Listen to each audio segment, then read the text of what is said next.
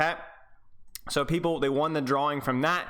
2 of them are just normal VOD requests, and one of them is from One Leg. Let me get One Leg's. Oh, it's so loud. Okay, we got some DPS rolling, mates. We got some DPS rolling. Oh, we're really stoked. So just here's a little, I guess I should probably announce this every now and then.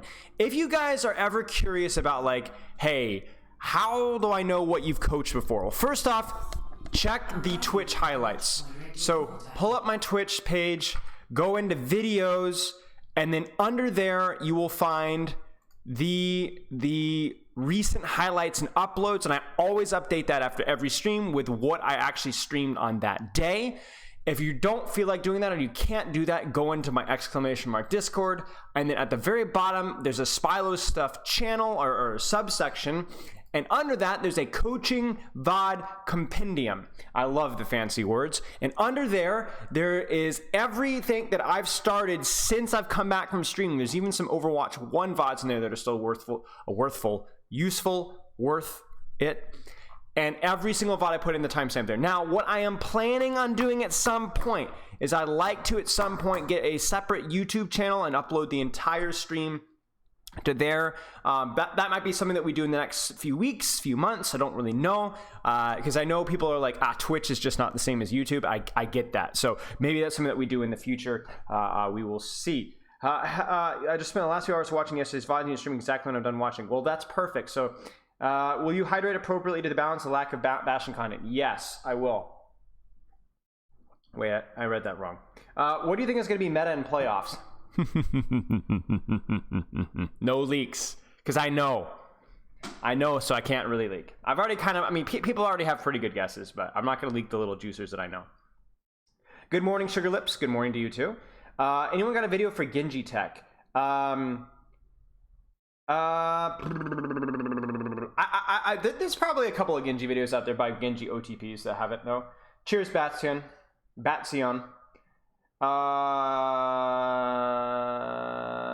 Hey, okay, let's do this. So I'm gonna message One Leg reviewing you. Okay, got one. One of my first Masters games, Genji Soldier. I have a terrible game before that with Ashe, in which I know about every Okay, let's check the form here. So whenever we're doing roast reviews, chat, I do have you fill out the form whenever possible. Just if there's any like low-hanging fruit here that I can discuss, let's actually do this here. So Masters, let's just put DPS because it looks like we're gonna be doing a little bit of. Okay, sweet, they're already there. Sweet lady for the follow. Thank you. One Leg.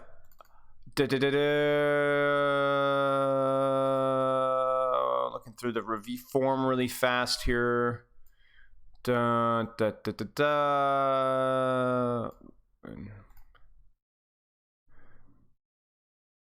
So this is actually, okay, so originally One Leg wanted to support VOD, but this is actually a Masters DPS. So that's a little bit of a red flag, One Leg, depending on what if you're looking to improve on. You're splitting up support and DPS time. So just keep an eye on that one.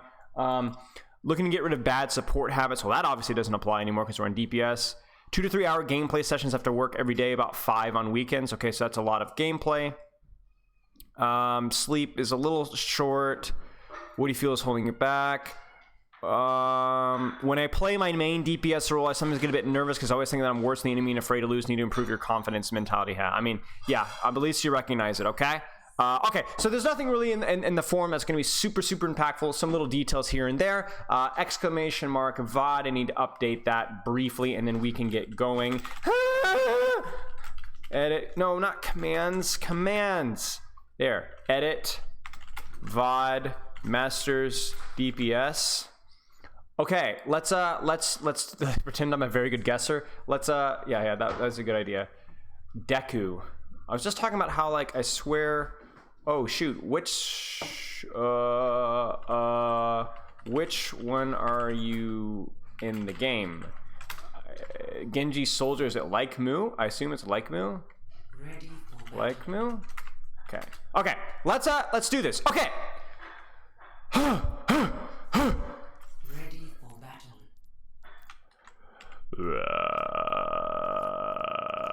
Okay, let's go. Okay, Genji, off angles, timing. Don't waste your resources. Don't be an idiot. Let's go.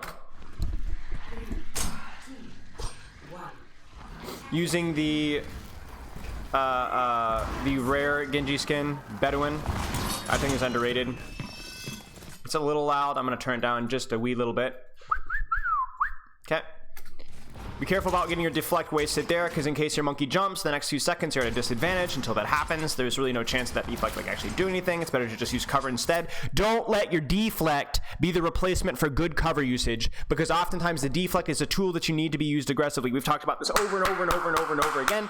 So just something to keep in mind. Like right now, that could have forced your deflect there because your positioning wasn't really good. You were poking out, but again, out in the open as opposed to utilizing cover. Now your monkey's going in, and where are you? Really late in timing. That's really unfortunate, because this is a situation where you can use your dash aggressively, because it's really easy to have a disengaged location too. You can drop, it's really easy. You're very late. That's super concerning. Deflect there is like it's a, okay, so couple of things here. Back to back. Okay. Timing late. You do nothing really mechanically of value here. You deflect. Let's look at this deflect again here. So didn't really, I mean, I guess you needed to deflect there, but then you wall climb back up. You no longer have your cooldowns. You can no longer play like this sort of aggression, and that ends up getting you costed. So early deflect usage, late to the battle, messed up mechanics. Deflect was fine at the end, but then didn't respect the fact that you didn't have any cooldowns. Shame on you. Is it viable to shift in with monkey or just go in ready to dash on? Yeah, you should often. Okay, so here's the thing. It's not always viable to shift in with monkey, but the reason it's viable here is because if you dash in here, there are multiple methods of escape. You can drop here, you can drop all the way down, and then you can wall climb back up again, and it's really hard for the enemy team to punish you for not having your deflect, so, or for your dash. So yes, in this particular instance, yes, if you dash with your monkey elsewhere and it's just a flat open plane and you can't guarantee a kill, you know, that's the noise that I would recommend you making. But yeah, this is a little bit of a fruit medley of errors there, so we're not gonna sweat over it too much. Good. Deflect. That was good. You followed your monkey's aggression. Obviously, you guys lose it, but whatever.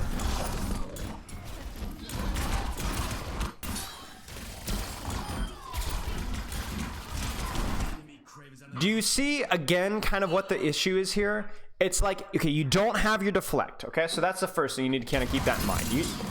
So what level of aggression can you play at right now? Well, the answer is not high. The other thing that you're doing right now is you're completely ignoring the diva directly in front of you and walking out into the open to try and shoot the mercy. Now, I get it, but this is stupid. This is stupid. This is tunneling, and then you should die here. You really should die here. You're getting really lucky. So honestly, just really clunky. Really clunky. Not good use of cover. Not good use of your cooldown so far. Pretty disappointing all the way throughout. Okay, so let's go ahead and get set up for next fight. Okay, this is exactly what we wanted. We want to try and take a good position. Let's go. Please don't go for the deflect. Please don't go for the deflect unless you really need to. Now, chat, why would you not always try and deflect a high noon? Now, some of you are going to be like, what the heck is he talking about? Why? Think about it. Hey, Dizzy, I appreciate it. I'm doing well. Think about it. Why would you not want to just peek that high noon and deflect? Think about it. Now, I understand what I'm saying might be bad advice in super low ranks where, yeah, you could get the kill in the high noon. It's probably worth it. But like, let's just ignore that. If you're a lower rank Genji and you think that you can consistently get that deflect kill, that's fine. But like, why in theory is it a habit you want to try and break? It lasts longer than high noon, right? High noon lasts longer, right? And then what's the problem? He can wait, and then what's the problem? No value if the high noon is even threatening. Yep. Because the thing is if you use your deflect here and you don't get the kill, like let's say he doesn't pull the trigger and he just doesn't do anything with it, right? Then you waste deflect, right? Because then look at this right here. What might this Genji want to do in the next few seconds? Think about it.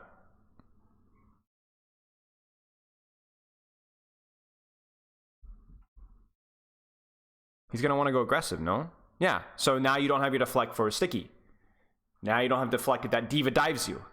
So what I would say is if you want to use your deflect towards like the tail end of High Noon when he's gonna have to pull it, you make him either pull it and die or not pull it at all. I think that's probably a decent trade. But I think you just have to consider the risk, right? You just have to consider the cost because it is going to cost you your deflect, which means you wouldn't be able to do this, right? Or it'd be a lot more dangerous to do that. Honestly, screw Valking Mercy. I really mean that. Like, just ignore her. If you can't guarantee the kill, it's just not worth it. Your damage is worth more elsewhere. Okay, I really like your positioning there. I think your cooldown usage was much better. This has overall been a much better fight from you.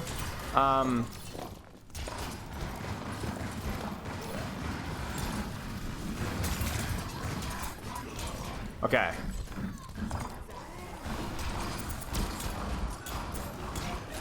I think positioning could be better here. So like this kind of stuff here where you're like throwing shurikens at a Cassidy this range really is just like, it's just not super valuable. And it's just something that's going to feel worse and worse the higher rank you get, because again, it's like the lack of cover. You're kind of out in the open. So let's think, chat, where would be the best position for him to stage right now to set up a dive or just to set up for more pressure, right? Think about it for just a second. I'm not going to give you guys all the time in the world to answer these questions, FYI, but I am going to try and give you a couple of seconds to think. Where could he set up here? 5, 4, 3, 2, 1. Underneath the payload, yeah, so I actually like the shuttle here. I like the shuttle here because you've got options to go up, you've got options to go down, you've got options to spam, you've got options to dive, you got options to dive on the Kiriko. Again, it's always thinking about, like, these are why these high ground maps are so good for Genji, is because they give you so many options and so many escape routes as well. So I really think that where you are right now is not great. I would have liked to have been up above. Even use your dash to get up here, but you're just not going to be punished for it, okay? So so I'm actually not too certain about this. I think the only way that you could do it is to double jump, wall climb, and then catch the edge here, or dash. I don't know. I don't think you can. I think you can also double jump here and grab the side of the ship. I'm not sure. Again, right? You're dashing in there, which is fine because your monkey's in and you're up to, but you should always be thinking, okay, where am I going to flex to? This is probably fine here, but okay, this is actually another example of it. This is the same thing that happened on first point. The exact same thing. You guys remember this? We dash in aggressively with a monkey. Okay, we're a little bit late, whatever, not a big deal. Our deflect gets forced, totally fine. But then do you see this right here? Do you see this? It's happening again. It's happening again. You don't have your deflect. You don't have your dash. You don't have a tank with you. You don't have anybody with you currently. You should die here. Now, I know you're getting this ego of like, we're up a few, we should be fine. But remember, what did it cost for you to get up a few? It cost your cooldowns. This guy has soon to be everything he needs. And heck, if we even break it down further, so does she. She still's got her Suzu. You have Jack. You can't do this. This is either a significant risk of dying or a significant risk of you getting pushed out here. At this point in time, your only goal should be just to play cover. Play cover, play cover, play cover, play cover. Maybe your monkey jumps in here. Maybe you get your deflect back. Maybe your Ashe gets a big dynamite, right? This is stupid. This is really stupid. Right there. So frustrating, okay? Listen, all I ask is that if you make a really egregious error, that you correct it the next time, okay? We don't hate the child that puts his or her finger into an outlet, okay? It's okay. It's stupid, but kids are stupid. But if the kid does it again and again, we might have cause for concern, okay? Like, what do you expect to happen? And now you're dead. Like, you actually just you literally, here's the thing, is like, oh, it's just a little bit error. Look what happens. Look what happens after you're gone. No blade. No blade. No blade. Death 1. Nano is used. Still alive. Ana is dead. And this is it. The fight's lost. Good GG's. You actually completely threw this. You actually completely threw this. Okay. Really, really disappointing. Oh gosh, dude. Like, we gotta really talk about this. Okay, so use your dash aggressively. But remember, your team is in spawn. They're not there yet. She's trying to heal. Okay. Actually, a little bit questionable here. Let me look at this.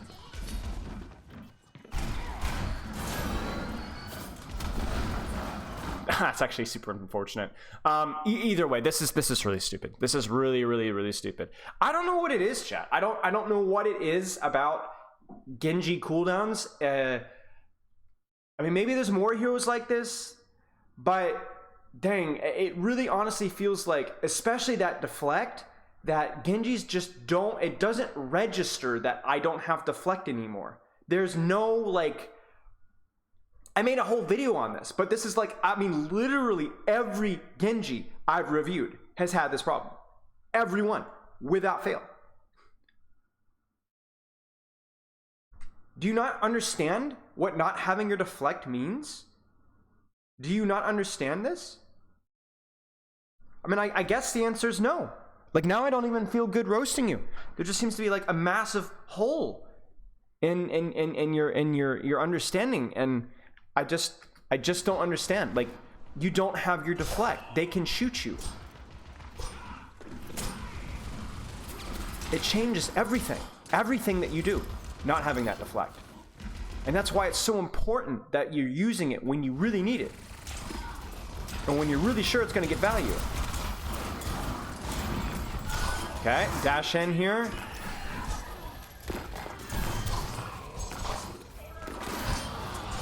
I mean, this is actually painful.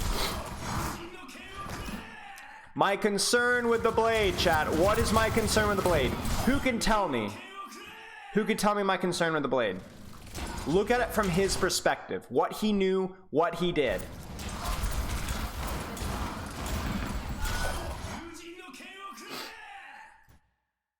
I wouldn't say 1v5, no.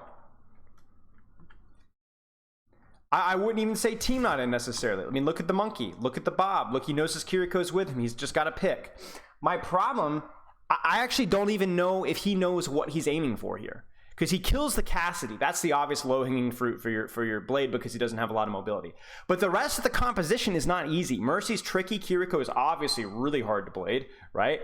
So my problem here is he goes in, he kills the one target that is a guarantee for blade, right?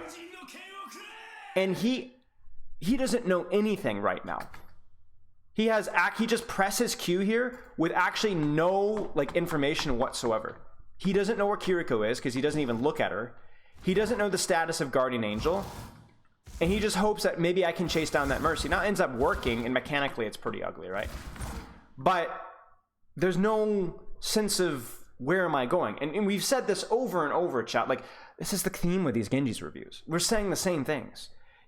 All it takes is one kill. If all this Genji did was dashed onto the Kiriko, right here, don't press Q, there's the Kiriko, I'm gonna walk at her, press Q, and then dash when she TPs out, or, you know, force her Suzer or whatever, then that would have gone significantly better. It only takes one target, guys. One target.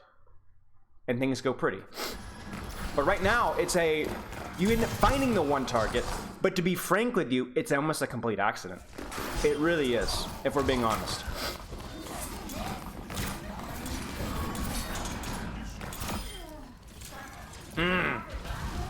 Okay.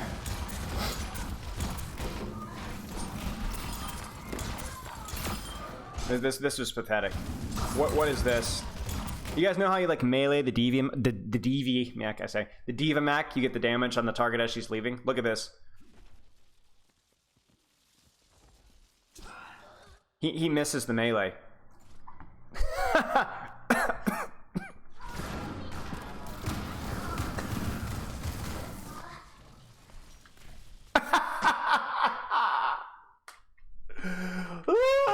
Look at him. Look at him. He's trying so hard, boys. He's trying so hard. Oh, gosh. Poor feller.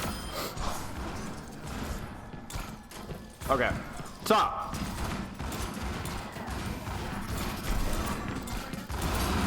No, no, no, no, no.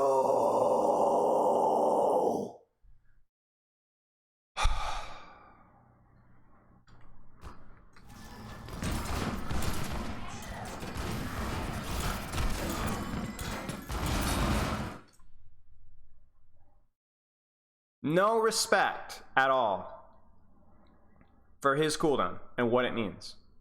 Now, again, I ask you, is this player going to die for this?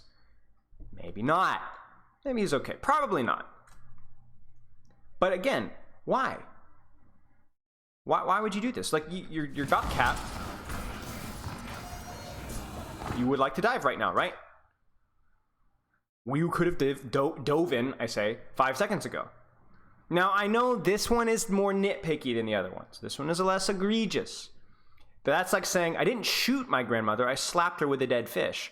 Oh, my mistake. You're good. No, it's more of the same. It's more of the same. No. Like, that deflect just doesn't accomplish anything. It doesn't do anything. It's not just, oh, it has to be used defensively. No, it just doesn't do anything offensively either. Like, and I really have, I was literally opening my mouth. Sweet goodness, this is actually perfect. I was literally opening my mouth to say your positioning here is just really stupid. Like, there's no cover here. Like I can get this, I could get this, I could get this for the time being. I know it's a little bit awkward right now, but like, look at you. Look at this Cassidy right now. You're just jumping out in the open. It's just really stupid. No sense of like cover. It's like because I'm a Genji, cover doesn't apply to me. The rules don't apply. Now screw you, man. It's just stupid. It's just stupid. Okay, so do we have any more Genji here, or is this just Soldier for the rest of this? Okay, so it looks like just Soldier. So let's wrap this up. So this is masters. That implies mastery. The only thing you've like mastered is making my eyes bleed. This okay, so to wrap it up, I need you to be paying way more attention to what you're doing with your deflect. Shocker. Look to what you're doing with your deflect. Please do not waste it pre-fight. And then when you don't have it, you need to behave appropriately / utilize better cover. Obviously, the blade was a little bit ugly, but that was more of a one-time thing. So though the other two things are going to have more consistent impact on your gameplay, I believe. So keep that in mind. Let's keep going. Soldier. Okay, who would have thought that Soldier's not a melee range hero? Shocking, really.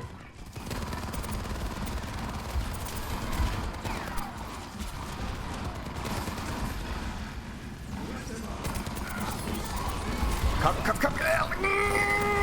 What are you doing? Okay, so what was this? I'm honestly confused. Why did you walk forward here? So you might have an answer for this, but the answer is garbage. Okay, so you had a great off angle here, and then I was about to nitpick you for you lack of cover again because you just don't care about cover apparently. Like Masters player, by the way. And I'm like, oh, are you trying to shoot through window? Like, you end up walking into a diva bomb. And again, it's like I don't even care about window for you. It's like, okay, window, okay, that would be nice, but it's better to play a good position and then off angle from people hiding from the window, right? This is shockingly bad positioning, and once again, we die in melee range as Soldier. So, you're not playing it to Widowmaker here, okay? So there's no reason for that proximity. Yes. Okay, even like nitpicking here. Nitpicking. I want here. Even this is a little too far, right? Just cover.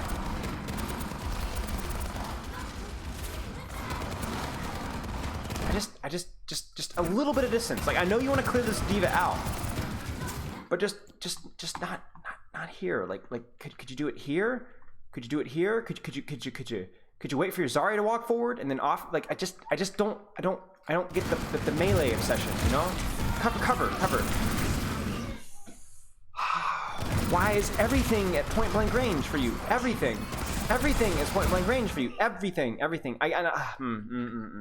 Okay, and I know again. I understand that one. I'll give you a little more credit on like dying there. Like you were clearly trying to push the Kitsune, push with the Zarya, but man, you seem to somehow always end up at point blank range on this hero. How long are we gonna last here before we drop? How long? Maybe you'll surprise me.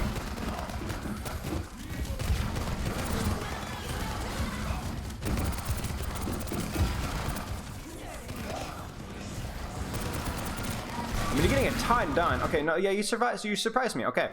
Unfortunate, though.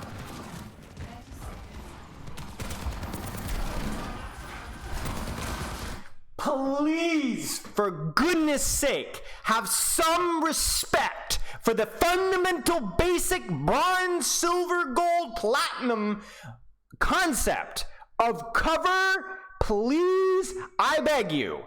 What is wrong with you? Too much time in the Kovacs, not enough time touching grass, because apparently the concept of utilizing a corner and hiding when people with big scary guns are shooting you is a foreign concept. How hard can this be? How is this a problem on Genji and Soldier in every fight? Every fight, I'm saying the same thing. I would like these roast reviews to be different and creative and clever and have different concepts to pull from, but I find myself repeating the same thing over and over and over again. It's so boring, man. So boring. What is wrong with your brain? Cover! This is not cover! You're low! Healing station is not cover. There's no difference in your ability to hit shots from here or here. Zero. Actually, statistical zero difference. But the chances of you dying are significantly lower. What's wrong with you? Good God, please find cover.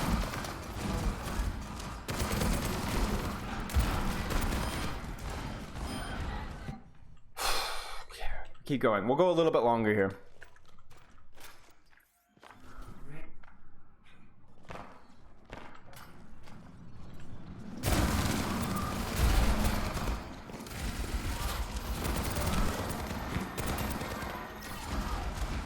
It's not the aggression. It can be good. You could be feeding your brains out, playing aggressively with cover. It's that simple, guys. It's that simple. Good. Love it.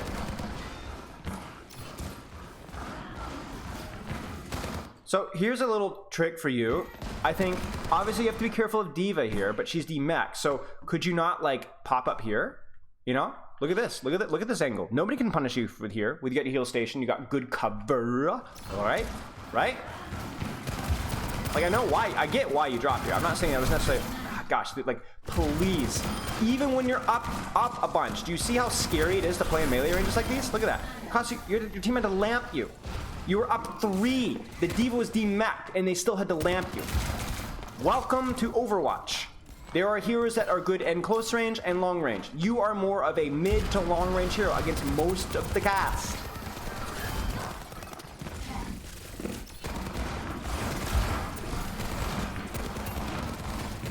Gee, it's so much crazy how nice cover is, you know?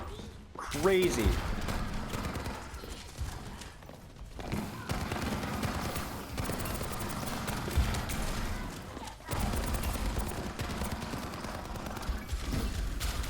Okay.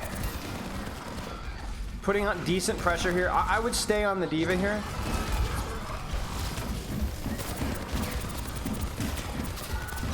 This is crazy, man. I feel the visual clutter. I'm like, ugh, just like crazy crap happening on my screen. Just helix it. Just helix it. Just helix it.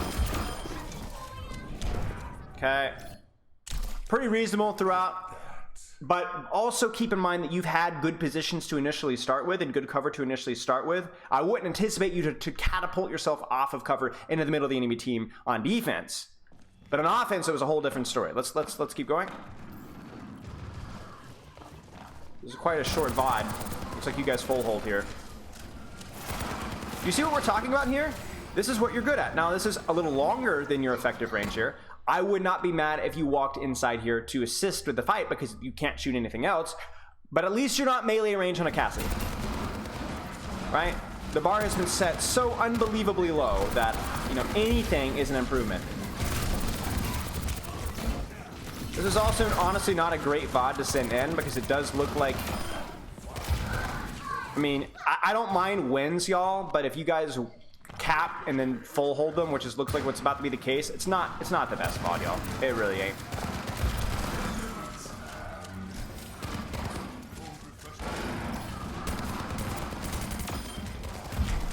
It's crazy how bad that hero feels when you've outranged him by just a little bit.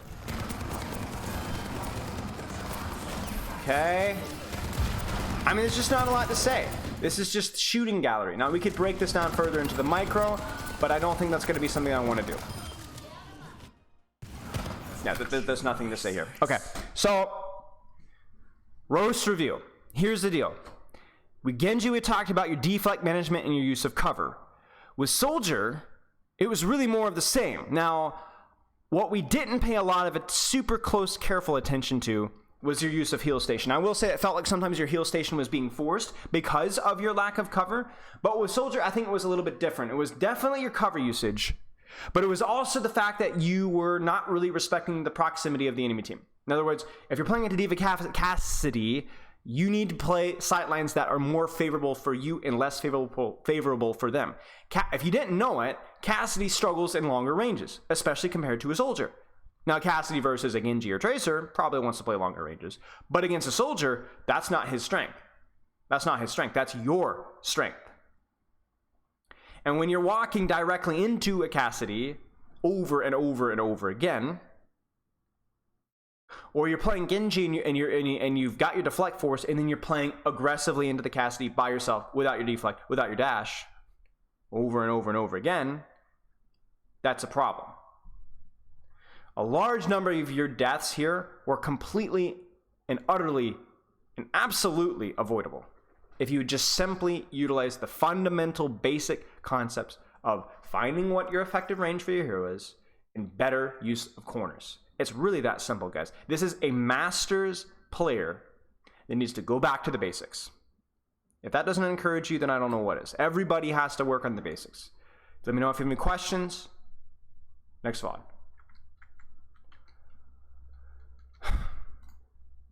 Mins.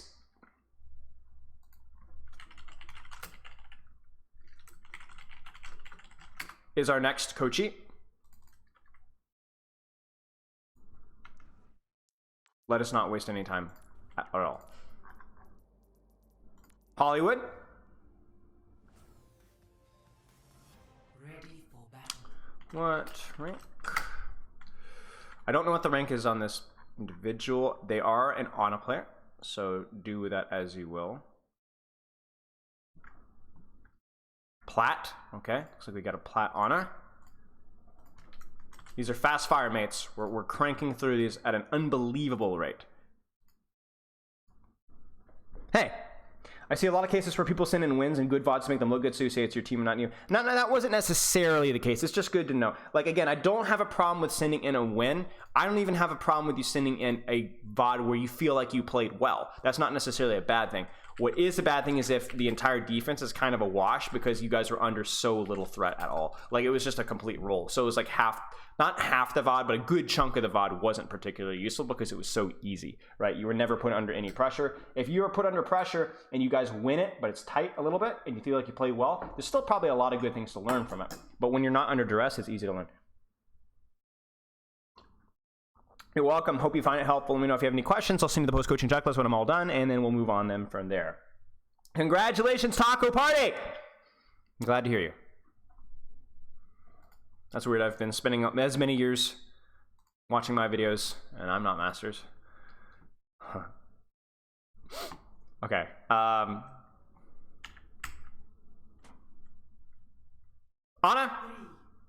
Long mid-range hero. Playmaker, lethal threat, sweet grandma. Let's go.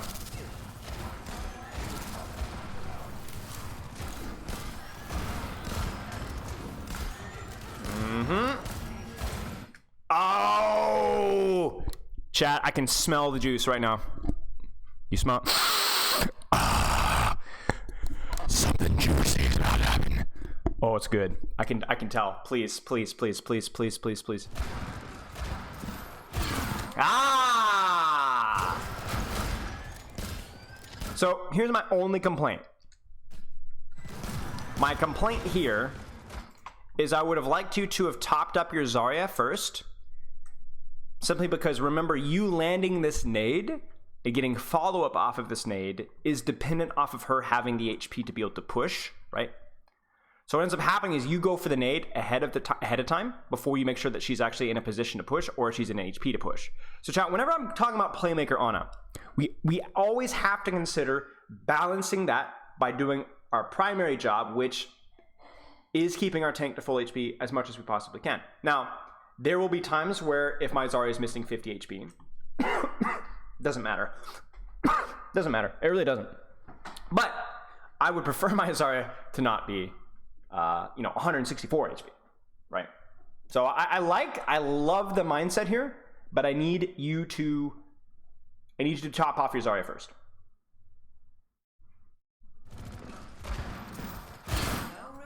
Yeah. Let's make sure we do that next time. Because this is a lot of pressure, a lot of space, but unfortunately, I don't think your team is able to follow up off of it as much as they could, as if you would just hit 2 or 3 shots in your Zarya before you did that. Just a couple shots.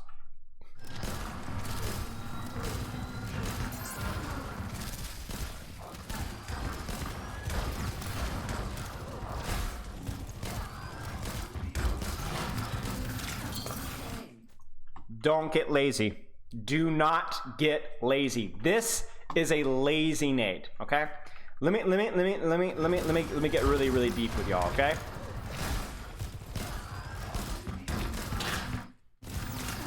This nade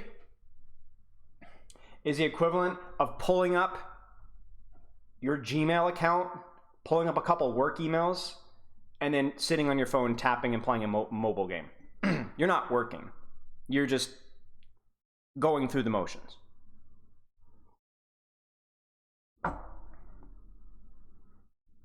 What does this nade actually do? Did you think about this nade? No, you didn't think about this nade.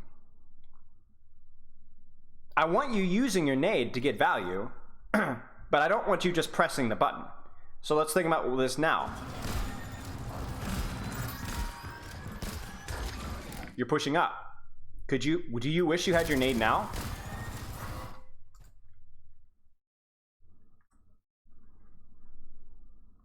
I mean, now a nade on a Zarya might not even be a bad thing. We've talked about nading on Zarya isn't as impactful because nades and tanks, it's just hard to get consistent value, especially when she can just purge it 2 seconds later. But now a nade might actually be worth doing, or a nade on the Ana so that she can't heal and she has to back off, and then you guys can isolate the Zarya.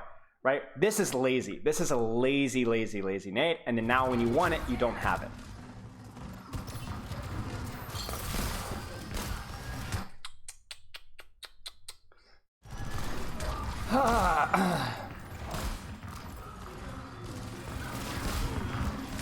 Definitely a little clunky here.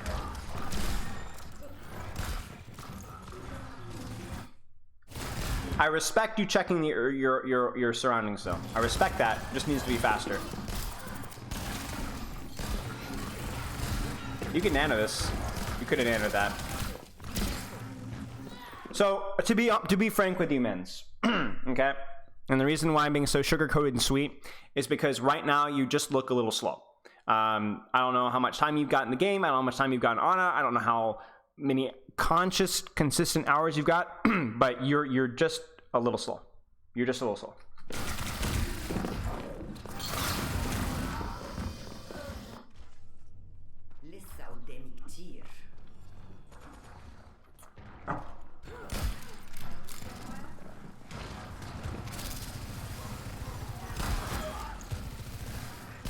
Case in point.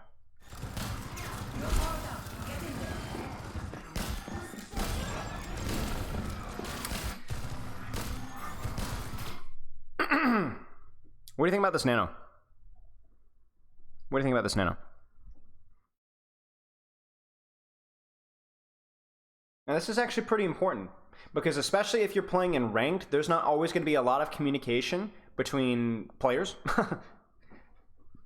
So you're going to have to kind of, as Ana, use your estimate. You're going to have to know the situation to know whether it's a good nano or not. Yeah. Yeah. You didn't know about whether it wasn't great since Sojourn had slide, I think. So these are things that you kind of honestly, as Ana, you kind of have to think for your team a little bit unless they're communicating with you. If I'm this monkey, this jump is good to create space, but this jump will not get a kill. I promise you. So what this monkey's doing is just creating space, and then what happens afterwards, he's going to force the Sojourn out. There it is. Even without nano. And then his next jump, he might be able to jump onto the Sojourn without slide, or the Ana. Because let's look at the Sojourn right here. 6 seconds, right? Jump, 3 seconds. You see that? So there's a 3-second window where he could jump the Sojourn or jump the Ana. And you missed it because you nanoed him early when he was just trying to take space. Now, I understand this feels a little bit tricky to understand, but this is a skill set you have to get good at with Ana, especially in ranked. I do not know why we're talking like that, but that's what we're doing today. So you have to be able to do a little bit of the thinking for your tank. If they're communicating and calling it for you, then you just shut up and you do what they tell you. Okay? They mess it up, that's their fault. But for here, as soon as you push that nano, I was skeptical that it was going to get a kill. As soon as you did it. And that's a skill set that you got to get better at. So the timing of when you looked for a nade, not great. You should have healed up your tank first and gone off of their timing. Another lazy nade after that. I would even go as far to say a lazy nano here. This might be an understanding thing, or it might just be that you just are like, press Q, right? Maybe it could be laziness there too. I don't know. When Torb coaching? I don't know. When somebody submits a Torb VOD. I told you, Chad, we don't get support VODs besides Ana. We get nothing but Ana, and we don't get enough of the niche DPS heroes either. I haven't coached Junker Queen on stream. I haven't coached Roadhog on stream. I have not coached Reinhardt on stream. I have not coached Wrecking Ball or Doomfist on stream. I've not coached Torb. I've not coached Symmetra. I've not coached Hanzo. I've not coached Junkrat. I've not coached Mercy. I've not coached Brig. I've not coached Lucio. I've not coached Moira. I've not coached Zen, very little Zen, a little bit of Zen. I've not coached BAP. I've not coached Widowmaker. I don't think I've coached Widowmaker in Overwatch 2 either.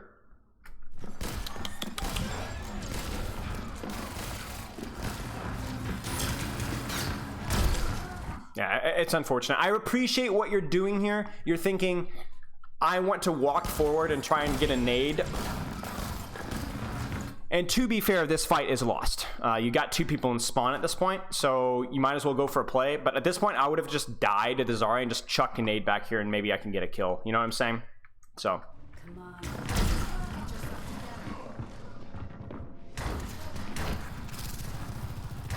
Would Coach Doomfist just consist of swap off of Doomfist potentially? I have a tendency just nano monkey when he jumps in really wasn't. That's okay. So let's try and break that habit. And by the way, that's not just monkey either.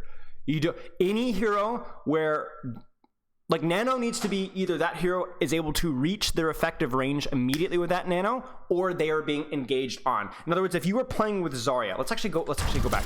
Let's play a little bit of a mental exercise here, okay?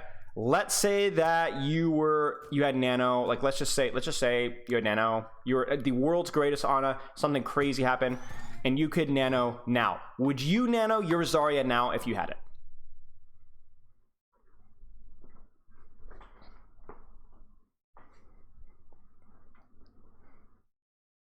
What do you think? It's tricky, isn't it?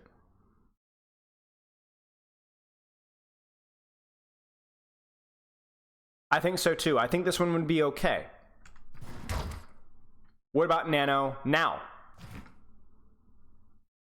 Would you nano your Zarya now? Right. You see how close, how tight the difference is. You see? It's very, very tight. What about nanoing?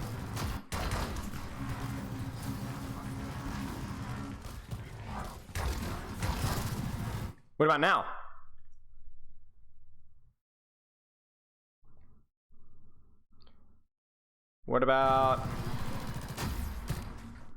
What about now? Oh shoot, they're pushing her. What about now? What about now?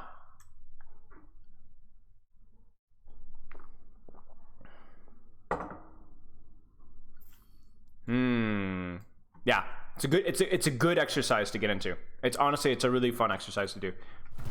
And you could do that with every tank, every DPS that you're looking to nano. Like if you're playing with a Genji, and let's say he just used Blade and you have nano available, it's a good exercise, right? When would you nano your Genji? You want to nano your Sojourn? When? Tracer? Winston? Maybe you have no good nano target and you're just going to use nano as a defensive tool, okay? Then think about when you would do it then. Something to practice.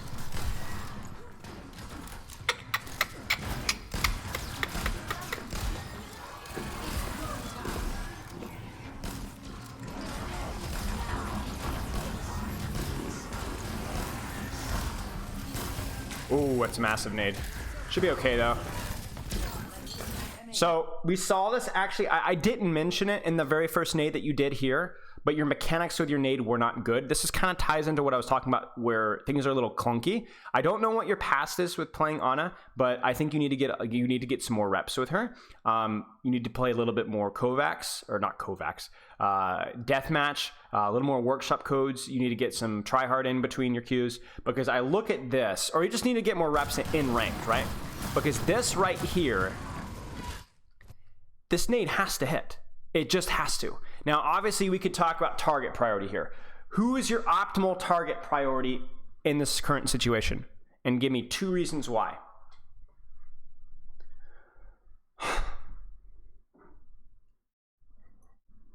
I'm asking too many questions. I want you guys to think about it. I'm going to answer it for you, okay? You don't have to type it out every single time I ask a question. I just want you to think about it, okay? If you can hit these guys with nade, that's going to be the priority, because you're going to hit the targets that aren't going to immediately cleanse or TP out, right? But also, yes, exactly, the target being jumped, right? The target being actively pressured is more likely to get follow-up off your nade. But the problem here is it almost feels like, well, your mechanics here are bad here, but it almost feels like you can't pick, and so you end up missing. This is a problem that a lot of Ana struggle with. It's not just always the mechanics necessarily of the nade that they mess up, because theoretically this is too easy to mess up, right? Surely, even a bronze Ana might get this one right. But you don't really decide who to nade, so you generally think like, oh, I have a massive splash radius, right? Well, this is like nuclear bomb splash radius if this is going to hit everybody. There's just no way it's going to happen, so you need to pick and choose your target. Even if it just nades one, it's still impactful. This is a big problem. That nade had to hit. It had to hit. That's a fight-losing nade, to be frank with you.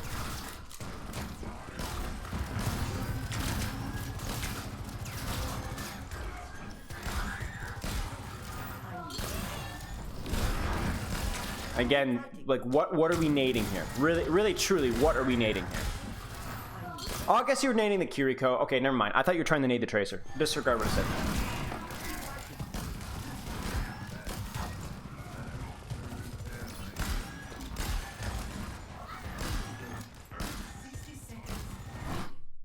Here it comes, right? Cover usage there, right? You went out too early. You swung too wide. You almost died for it. There it is. There it is. You weren't even aiming for the Ana, but a kill is a kill, right? So, frankly, clunky. Clunky. That's the best adjective for your Ana. You need reps. You definitely need reps.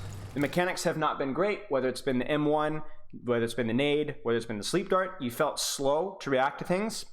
But in terms of more actionable feedback to work on, besides just your mechanics, you need to be picking targets for your nades, and you need to be making sure that the timing of your nano is a little bit better. Okay, so let's keep watching. Maybe that will adjust as we see more of your footage. Your nade's okay. Nice. So, I don't see any reason for you to be in cart right now. You've got 3 people in cart right now. You could be taking space right now, going up with your DPS, with your tank, or taking elevator. You don't need 3 in cart. go up with them. This position is not safe for you, but if you can clear them off and take this position is significantly safer for you and allows for more impact through plays. And you're going to notice that in Overwatch 2. A lot of times the more safe positions also give you the opportunity to play more aggressively if you want to.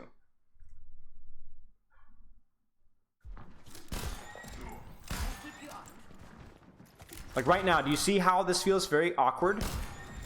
Like right now, you don't really have the opportunity to go for nades. And even if you did, you would have to play in a way where it's a lot more risky. Like you'd have to peek this Widow. You'd have to go in a flank through here. Whereas through here, yes, there's always risk with peeking anything. But here, you could even go 3, 2, 1, peek over with your Reaper, and then duck back. And there's just nothing that's going to punish you.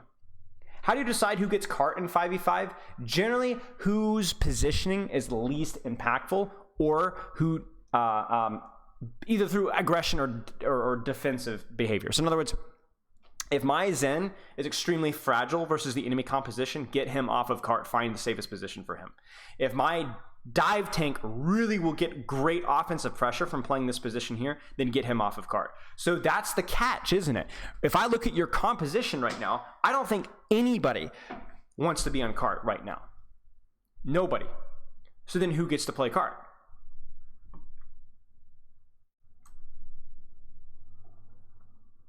So then chat, why am I telling Mins to get off of cart? If somebody has to take cart, right? Somebody has to get cart. Cassidy doesn't really want to play cart, right? Not necessarily. Zenyatta doesn't really want to play cart. Ana doesn't want to. Okay, so then why am I telling Ana to get off of cart if somebody has to push it? This is important. Especially for lower ranks, I think. Walk forward and yell not it in comms.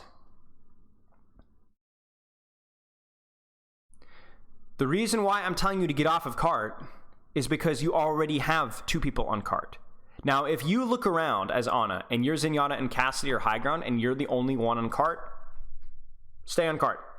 You handle the duty. Kind of sucks, but that's okay. At least your team is capitalizing off of positions. But if you turn around and you look and everybody's on cart, then take a better position if you can. Now, that doesn't always mean high ground. Maybe that means you're going to play here, right? Right? Or earlier in the fight, you could rotate to here, right? But if you've got 2 people on cart, there's really no reason for you to also be on cart at that point in time, right? But if nobody's on cart, then you can take the responsibility, okay? I get it. Overwatch 2, pushing cart is definitely kind of a suck fest because you don't have that secondary tank like a Diva or Zarya who's a little bit less picky with initial positioning, but okay. What do you guys think?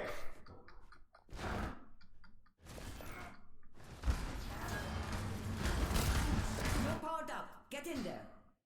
Execution. Oh, posture check. Thank you. Execution. Timing. What do y'all think? Oh, yeah. We kind of beefed just a little bit. But maybe it'll still work. Winston's on top of him. Oh!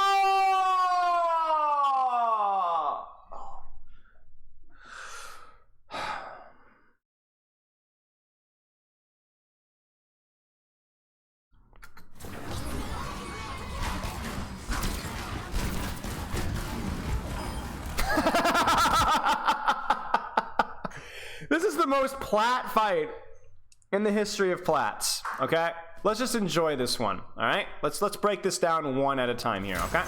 So, number 1. Ego the Widow, standing out in the open, dies for it, okay? Let's break this one a little bit down. We missed the nano on the monkey. We actually have a pretty decent dive going. Cassie's just walking into the Zarya. Excuse me, Chris Hansen is just walking into the Zarya. Somehow misses his magnetic grenade at point blank range on a tank and then just dies. You miss your nano, but then you manage to walk forward and get it just in time for your monkey also to pop Primal Rage. So we got Nano Primal on the field. No, Nano Reaper. You accidentally nano the Reaper? You nanoed the Reaper! What?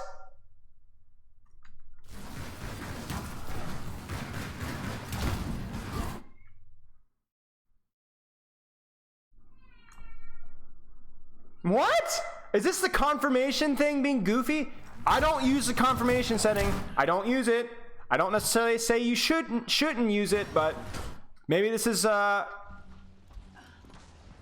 powered up. There is some delicious irony about using the confirmation setting to avoid messing up your nano and then messing up your nano. Okay, so Nano the Reaper who's kiting, and then we end up having to primal. You're frontlining.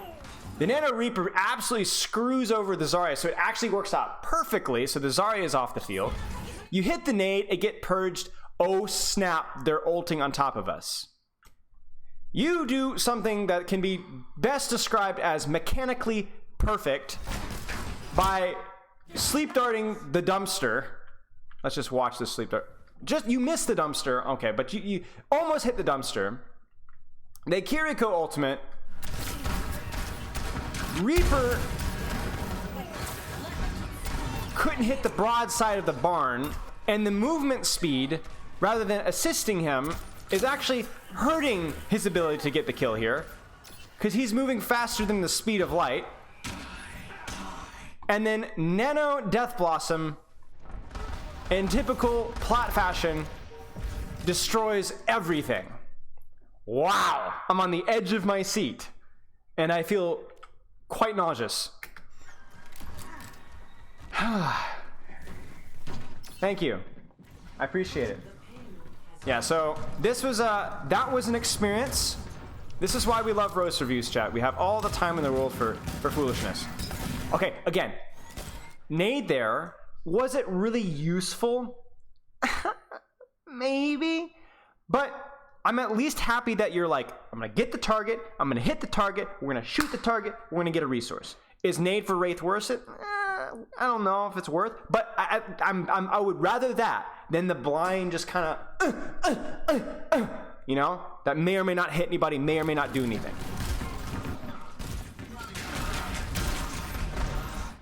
Okay, I'm sorry. We're gonna have to do it to you. I know he got Zen kick booped, but I just have to enjoy this. This is not your fault. This is not even necessarily bad mechanics. It's just funny. So, okay. Again, pick a target. Don't just pick an area. Pick a target.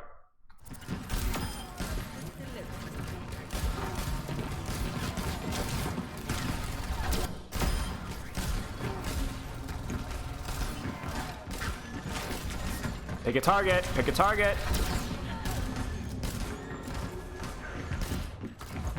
Oh, that's sorry. It's literally 1 HP.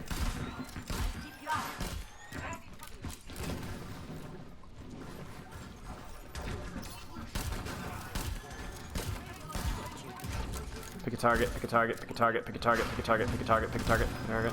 Ah, man. Love that hero. Such fun. Lazy sleep. Lazy sleep. You're very lazy with your cooldowns. Lazy. You throw it in their general direction. Maybe it hits, maybe it doesn't. You didn't even check for bubble. You just saw blue and threw your sleep dart at them. Lazy. See, the problem, here's the problem with lazy, guys. This is the problem with just using your cooldowns like sleep dart or nade or even deflect and just kind of mashing the button, right? The problem with that is you never really get good feedback on it. In other words, when I miss this sleep dart here, or when you miss the sleep dart right here, did you really learn? Did you get good practice from that? Was this good mechanical practice? Did you go, oh, I missed it, but at least you got the reps out of it? No, you didn't. You just pushed it in their general direction. If you're using Genji deflect or using a nade or using a sleep, and you're not actively aiming those abilities, and not just aiming, but thinking about what do I want to be doing with this, then not only is that not going to get value, right? So the sleep dart had no chance of actually doing anything, but I would rather you go for a sleep dart on like the Moira a second later and it misses, but at least you got the reps because you were actively, consciously practicing and thinking and aiming. So even from a mechanical side of things, being lazy with your cooldowns is bad because you don't get the same practice that you do as when you're actually thinking about it. That's the problem. You're autopiloting right now. And it's hurting not only your decision making and your quality of play, but it's hurting your mechanics too. Not only would you have a higher chance of hitting the cooldown if you're thinking about it, but if you miss it, you're at least getting feedback that will help your mechanics later. Posture check, thank you. Holy mackerel. Okay. You'll have to try that.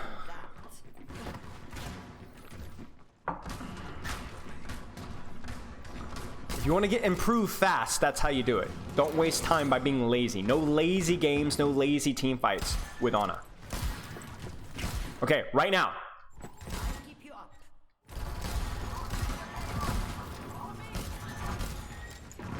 Let's see what we can do with our Nano. What do you guys think about Nano? Who do we Nano now, and when do we Nano? Think about it for a second.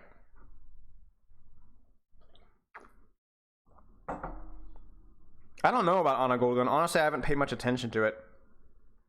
I'm more of a competitive player. I don't bother myself with cosmetic stupidity. Reaper almost has Blossom. Yeah. Let's keep the theme of like timing and less about the ult combos, because I agree with you. The ult combo here definitely makes a lot of sense. What do you guys think about like the proximity here? Do you think that if you nano this Zarya, do you think if you nano this Reaper that they'll get value?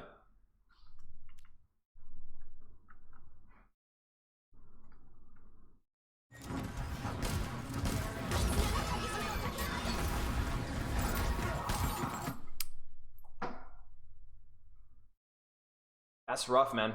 That's real rough. Not gonna lie. That's rough. That's a fight loss right there. You know? Like even right there, there's your window. Like, these guys die. They die. And he lives. That's tough. And now I don't even know if you nano. Maybe, okay, you gotta pick, so maybe you nano. Now your Zarya is dead. I guess you could try and nano your Zen. But, okay, now you don't. I mean, there was actually an opportunity there to nano your Zen, maybe win the fight. But, yeah. Disaster. Absolute disaster. Let's try again. Surely we'll get it this time.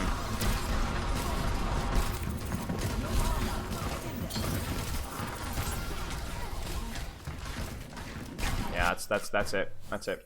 Yikes. That's tough. Let's watch a little bit more. So, very lazy with our cooldowns. And I don't want to blame the nano setting necessarily.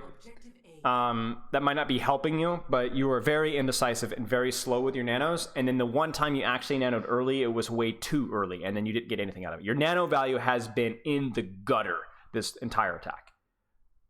Like, in the absolute gutter. And it has completely done with timing and missing those windows, either too early or too late. I actually really don't like this positioning here. I don't mind you starting here just for like a quick nade, but it leaves you really, really exposed. I just don't like it. Yeah, so it's okay to start there, but yeah, it's not great.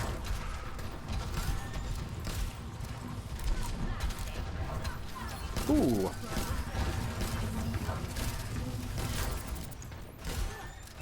So you could walk up here. Now, do you remember when we talked about flank nades, right? As long as your team is healed up, you can go for the brief window. This is a bit of a longer flank. I'm not sure if this is worth it, but at least your team is healed up before you went for it. Go for the shot first. Nicely. Actually thought about that one.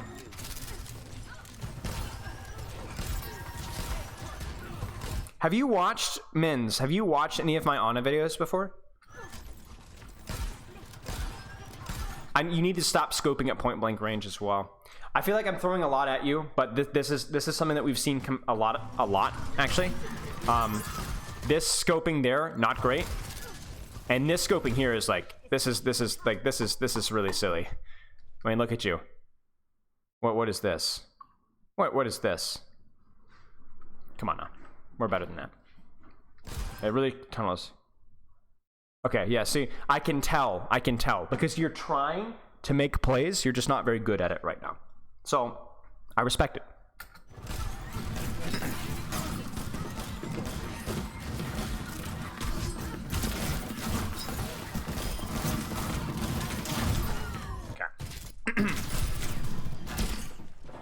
be lazy. Don't be lazy. Even if you miss it. Take the elevator, maybe. I think you can take the elevator with this Nana. Yeah.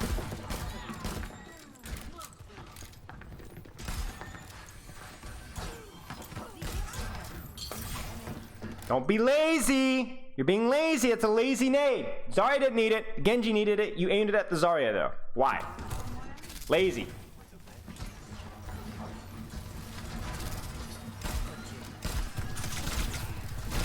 Ooh. Yeah, that's rough. Okay. All right, Nano. What do you guys think about this Nano? You know, obviously, it's fine. I mean, it's a stupid question, right? Obviously, it's fine. But he was able to get on top of what he wanted to get on top of. So, nice.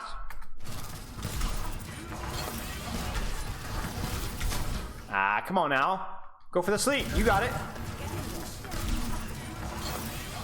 So you missed the nade, and then we don't actually go for the sleep. Okay, unfortunate. You know, we might actually have time to actually finish this VOD if we go quickly. We don't necessarily have to go quickly, but I think since we already have a pretty general idea of what you're looking for, we can go at a little bit faster pace than we did initially. Okay, again, this nade, I actually have a problem with this nade, okay? My problem with this nade is not the fact that of the targets that you hit, nor is it the timing. But I almost feel like this nade hitting the Ana was an accident. I don't think you were actually aiming for the Ana. I think you saw blue and you threw it. It ended up actually hitting the target that you wanted to. If it had just hit the Zarya, I would not have been a fan. But it ended up hitting the Ana, so this is a good nade. But remember, we don't coach results, we coach intentions. I feel like this was an accident. I might be wrong. If I'm wrong, great job. But I don't think that you're actually aiming for the Ana. This feels a little bit like a lazy cooldown use that ends up actually paying off for once. I don't know why I got that impression, but that was the impression I got. Okay, again, nade, no lazy.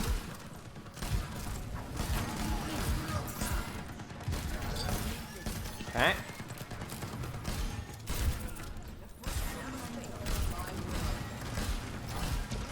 I mean, again, if you look at their comp too, you can be a little bit greedy with Sleep Dart as long as you know where the Reaper is. But again, just aim it, right? Aim it.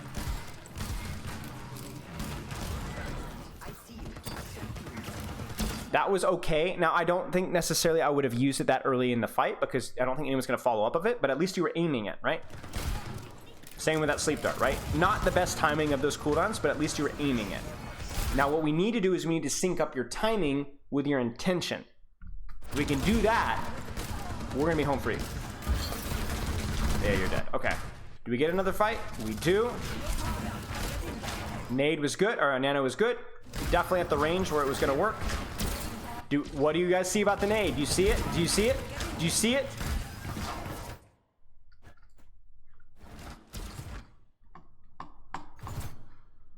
Right? It was quick. It was quick. But do you see that little crosshair adjustment? I don't necessarily know if nading the Zarya was worth it, but you did aim it. You did aim it. You did make you took the quarter of a second, 10th of a second, and I think this might actually work. Your cooldowns were very impactful that fight. Nice. Nano was good. Nade was good. Sleep was good. Nice job.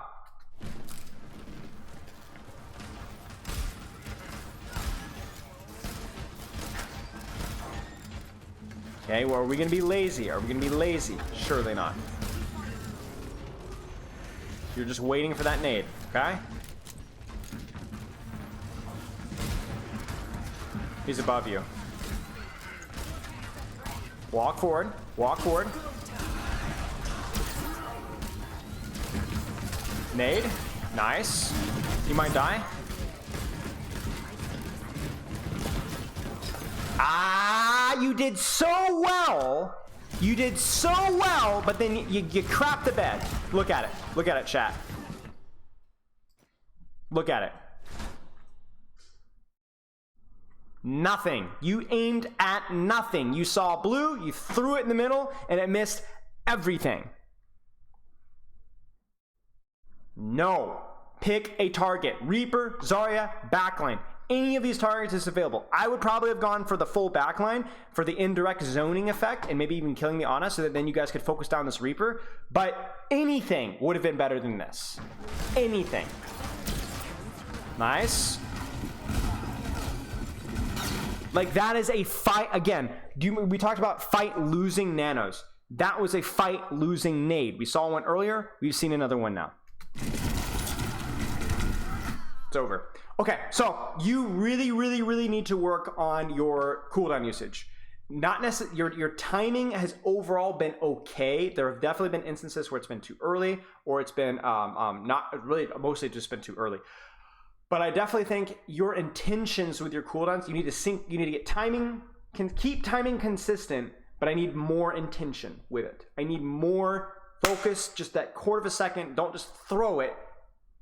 Really aim it. Really use it. Not just the mechanics of it, but like actually be consciously choosing your target and killing and focusing down that target. It's really important that you get that right. I think that is definitely something to consider, and then maybe your nano. But honestly, it just looks like you need more reps on Ana. It looks like you just need more reps on Ana, more conscious, purposeful reps on Ana. Let me know if you have any questions. I'll send you the post-coaching checklist in a little bit. Cheers. We keep going.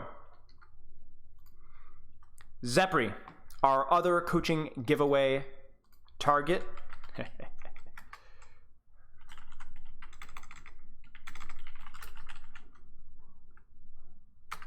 More awareness. Yeah, I mean that can also help for sure. Let's do the next one, chat. Another Hollywood VOD. Okay. Hello, Zepri. Diamond. And what DPS are we playing right now? Sojourn, shocker. Genji, shocker. Ashe, a little bit of a shocker there. And more Genji. And more Sojourn. Okay, and Bastion? Bastion? Bastion? Okay, sick. Let's do it. We got some Bastion. Bastion.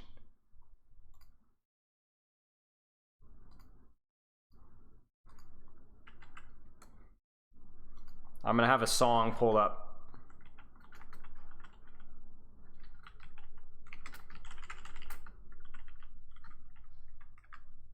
Just when we get to our Bastion section. Okay, let's did you send in a form? No, you were the giveaway. Let's just do this. Okay. No wasting time.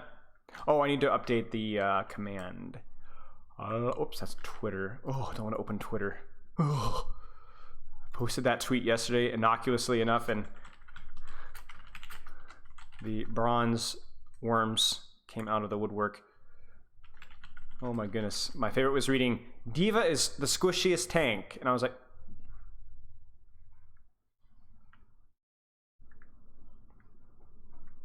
right. Okay, let's go. I'm pre-made with the other DPS. Oh, so you pre-queued? Pre-made is a strange way of saying it, but yes. Okay, got you. Let's do this. Sojourn, farm your shot, place your E, hit your railgun. That simple. Mid-range. Widowmaker complicates things because Widowmaker will deny you the sightlines for you to charge greedily, but still can work. I already have a problem with this E because yes, it isolates the hog, kind of, sort of, but he's just going to press E and walk out again. I would rather use the E when they're actively and consciously taking space, and placing it on backline is better than on a tank, so keep that in mind. This position is pretty good. Charging up too long, though. I always break this down, the micro with Sojourn, because the micro with Sojourn with your railgun is actually unbelievably important. So, like, right now, shot needs to happen. Just half a second too slow, needs to go faster.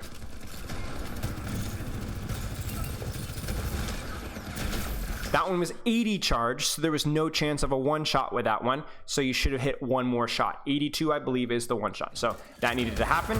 That E, in theory, is good, but in execution completely misses, right? So this is where the range becomes a little bit tricky. It needs to land a little bit closer, right? So either throwing it at the floor here or hitting it here so it zones off the Widow, either of those would have been a better use. We have a lot of DPS to go through in this VOD chat, so we're going fast fire, quick, and we're moving on. 75, no chance of a one-shot. Waste of a railgun. I understand that you're under pressure here, but it's a waste of a railgun. E, waste of an E, no zoning whatsoever. You missed the soldier, you missed the backline, you even missed the Roadhog. So we've now failed on that.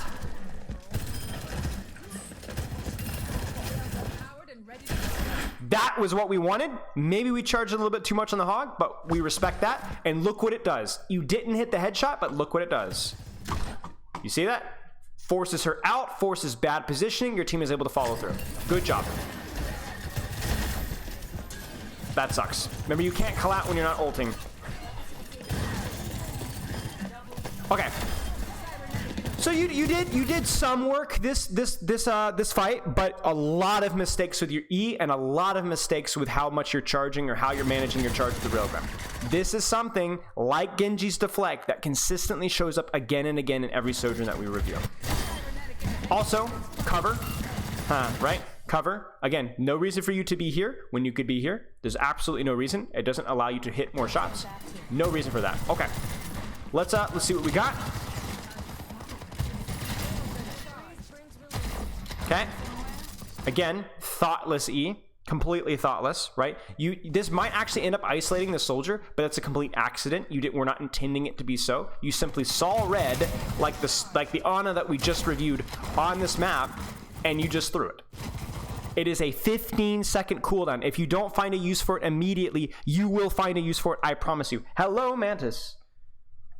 Your new favorite streamer? Wish I could say the same.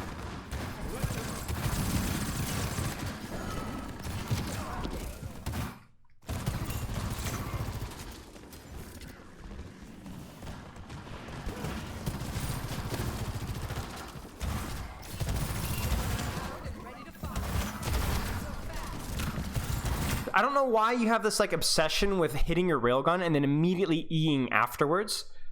Because again, this E just feels so... I like what you did with your railgun. But this makes no sense. Like this isn't... You don't even take the time to aim it. Like if you threw it on the corner to hit the Kiriko Enforcer shift, maybe it's okay value, okay? Right? But again, you just miss. You just miss. I don't understand why we're so rushing this. Mantis, that was a self-burn. You guys are completely misunderstanding. That was a self-burn. I wasn't being that rude. Although, to be honest, I have kind of given a track record of being that rude. But it was a self-burn. Okay, let's go. Okay. It doesn't really felt like you had a target there. I felt like you just kind of saw red. Like, I've played a little bit of Sojourn, okay? And I understand what I tend to struggle with is, especially in these situations, like right here, I just see red and I just aim at head height and go kablooey. But just make sure that you're really, really aiming. Maybe I'm wrong. Maybe you were actually aiming for the Moira. So maybe I'm completely just make sure. Okay, just make sure. Okay.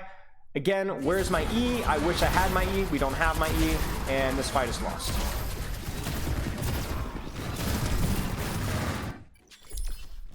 Really, really cruddy E value.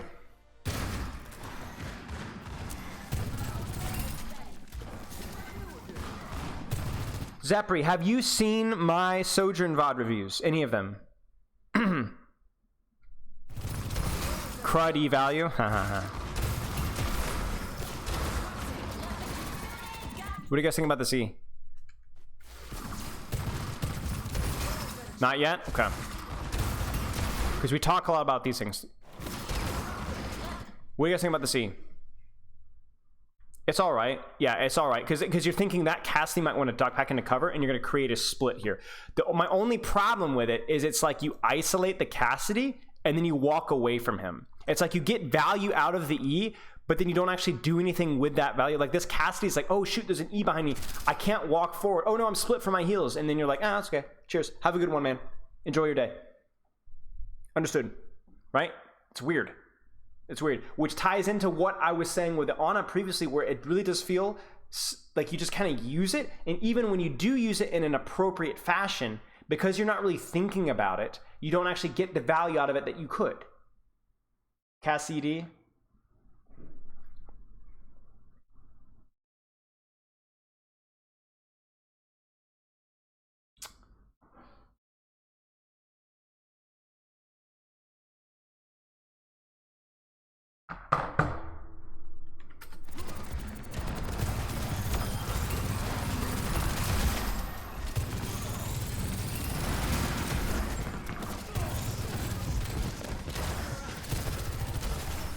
Reasonable, but again, like what? It's just, even when it's not bad, it's not good. Even when it's not bad, it's not good. It just feels like you just use it. Now, honest question for you, Zapri: were you consciously practicing anything with your Sojourn at this point in time?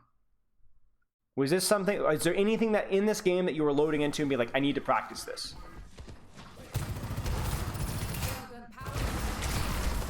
Unfortunate. Now, that's a good E. I mean, it's almost impossible to E poorly here, but yeah, this is a good E. This forces a lot of this causes a mess. Okay, soft flanks more. Okay, so here's the thing.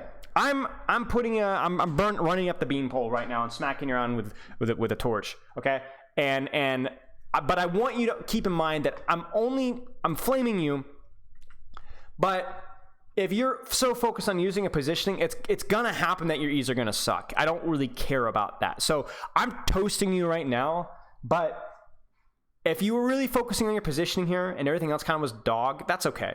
What I'm gonna try and do is, okay, you've been focusing on your soft flanks for a little while maybe. Let's figure out what the next low-hanging fruit for you is. You know what I'm saying? So there you go.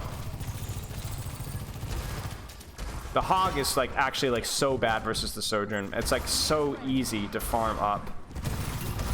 Like, especially the way he's playing, it's just like, it's so free charge, man. Like, it feels like you're permanently charged. Okay. Again here, what does this E do? Again, it's like you see this, you use your E, you miss your E. In theory, the E, if planted correctly, would have had value because it would have forced the Cassidy to move, and then you could have railgunned him. But not only do you miss the E, you then, again, like the E here, you don't even look at what the E actually provides to get value out of it.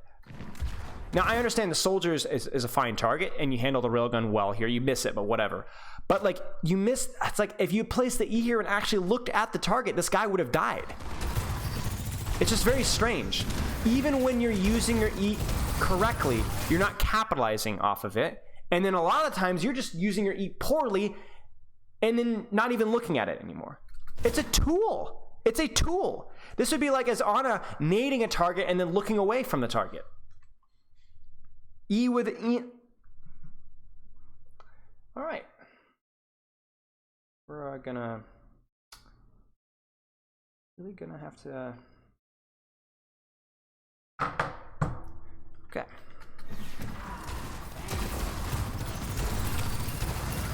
Okay. Good. Please fix this. Really gonna do me like this? Really gonna do me like this? Really got no friends. Really don't know when to stop. Just gonna make me go all.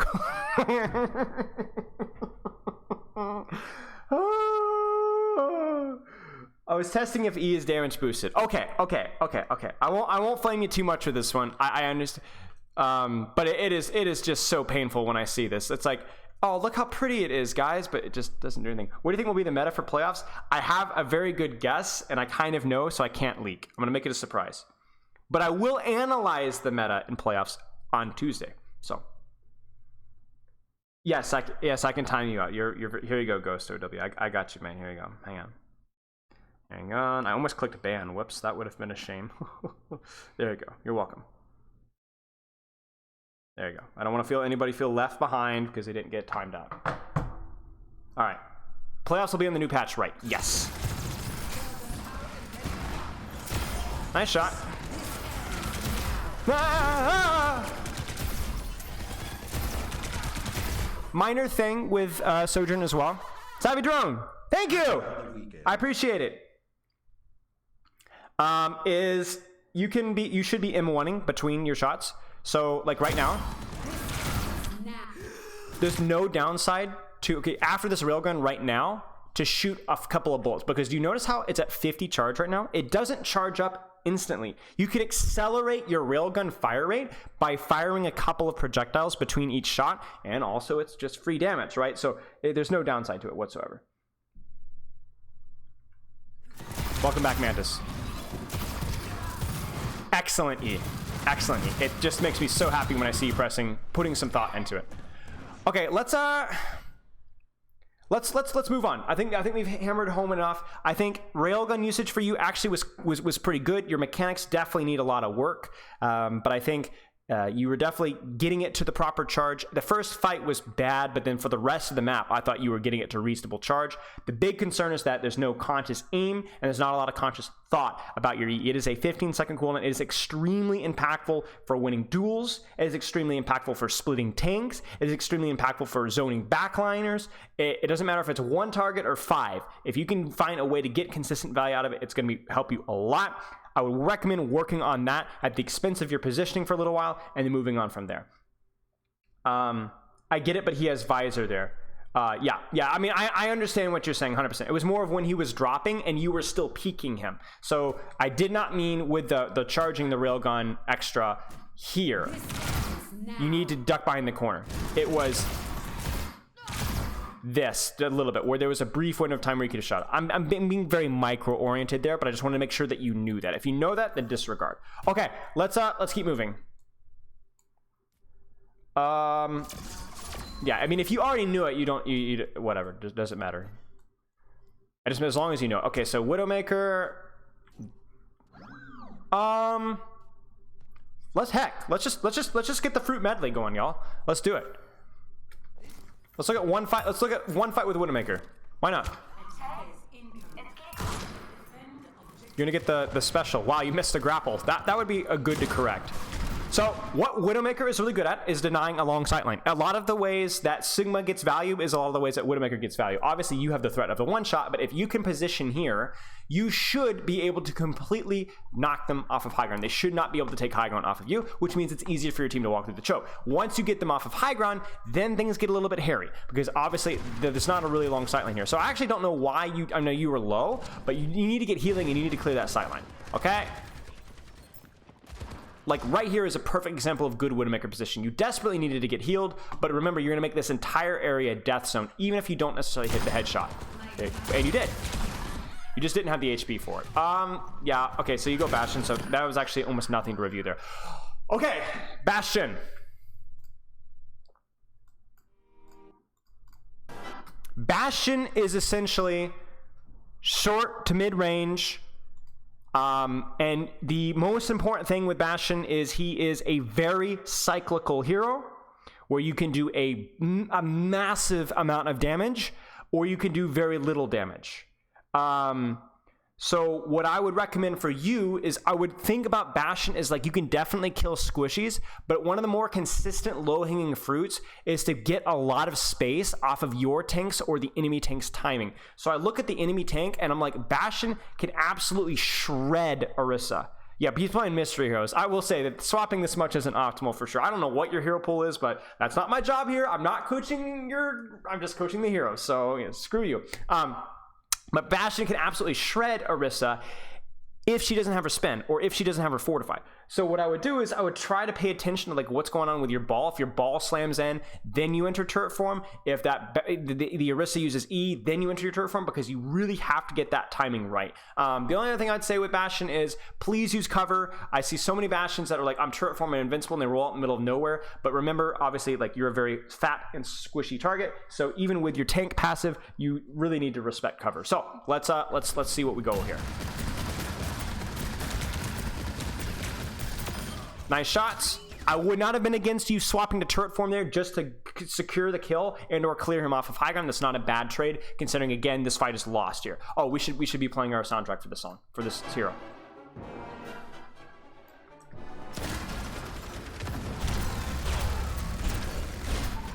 This is just silly, right? You're down too many people, and that's not at all your effective range. Like, you have to consider, when you're shooting an Ashe at this range, there's actually almost no chance of you getting the kill here. Like, it would unironically be better for you to stay in your normal form, where you can at least ting ting ting some headshots, right, and play cover. This is silly. This is a bad use. You kind of need to get a feel of what, like, at this range, your turret's going to do more DPS. At this range, with that use of cover, I'm not so sure that's going to do more damage. If you swap up again here, I'm going to weep. Please don't swap. Yes, thank goodness. Okay, your ball's in. Turret now, turret now. Too slow, too slow, too freaking slow. You have to get the timing of this perfectly. The window of your cooldowns is really tight. The downtime is really high, and also you're so freaking squishy that it has to be bang. You hit it while the iron's hot, because if you miss it by just a microsecond, all that value is gone. I don't think so. It's no copyright Tchaikovsky. Better not. I'm gonna weep if I do. Right now, it's too slow. Too slow. You see your ball rolling in? It has to be turret. Like, look at that. You already lost 30 of your armor before the fight even starts. Also, target priority is very important too. So when you're in turret form right now, who should this Bastion be shooting? We talked about you chunking Orisa, right? But what's the problem with that right now? Do you know the status of her cooldowns? No? Is she fortifying?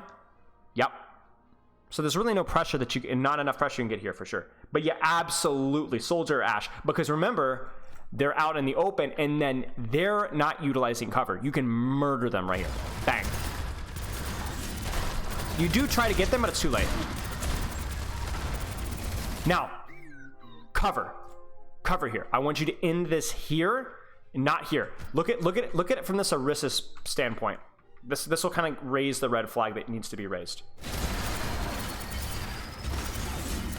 You see this?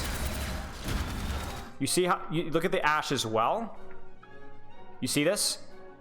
This is too scary. Too scary. Better cover usage, please. I don't like you going up here, to be honest with you. I just don't think, again, you don't have your turret form. You can't win this. You can't win this. Even with Grenade, like, Grenade is such an awkward cooldown to use as well. You don't have turret form, you don't have a pocket, this is a troll. Your hero just isn't good at this, unless you have turret form. You're just more of a, it's honestly, like, you feel more like a mid-range hero half the time. Yeah, he's Finn swapped, yeah, absolutely. Now you could have pushed, but now, I mean, you took so much resource here. You took, like, your entire team's healing, like, they threw the kitchen sink in, all right? Yes. Yes. Yeah, honestly, they just had window. So this comes again down to target priority, right? So is Soldier bad here? No. That was good. But then remember, they're windowing, so then your priority needs to shift towards the people that are shooting you. And if you don't, then you're going to get one shot, case in point. So just not great target priority.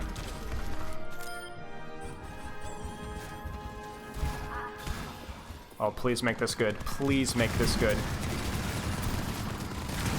Please. Please. Please. Hot take. Hot take. And I mean scalding hot take. Actually, it's not that scalding hot take. Do not Bastion ult now. What should you do instead, chat? What should you do instead?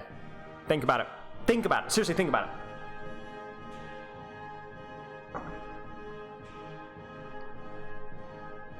Roll in. Yes. Now, normally I would be like, you need to wait for your tank, but like you're using Symmetra ult, I think you should just go now. Yeah, I would play this corner here. I would pop my turret. Right? Give him a little pepper. Give him the what for, you know? Okay, they're shooting me. I gotta back off. You lose your turret cooldown. Then you ult on the corner. Then you ult in the corner. Let's manage things here. Turret, ult, turret, ult, turret, ult, ult, ult. Perfect timing. Lazy ult usage. So, I would prefer you to try and control space with your ult a little bit.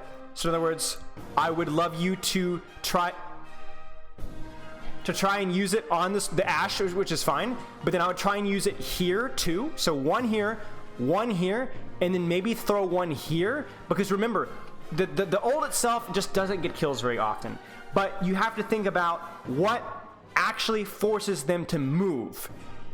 This is counterproductive. Like this is redundant doing these three here. I know it increases the kill chance a little bit, but as sad as it for me to say it, I don't think that this is really what you want to play for. If you put one here, you put one here, you cause complete panic on both the Ashe and the BAP. And then if you have information and you're able to drop one here, these guys either have to push out or they have to run away, which again, value for your team. And if you're cycling this with your turret form, you get good value out of your ultimate.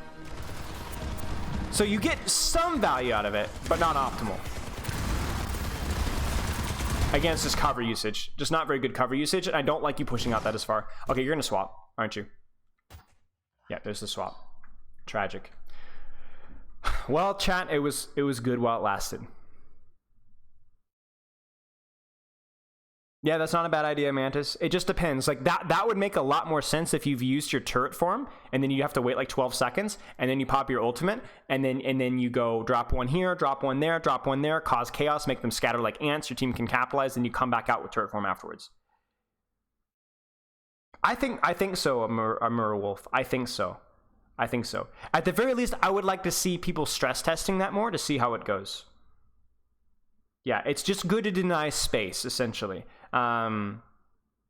If the enemy team is all like clumped up in one area and you really think that you can guarantee a kill, then yeah, make like a triangle, you know, like the Bermuda Triangle here going on, you know, to where there doesn't feel like there's anywhere they can go and you go probably get a kill. But considering how they were split and how they were positioned, I think I would have done it more to kind of cause chaos, right?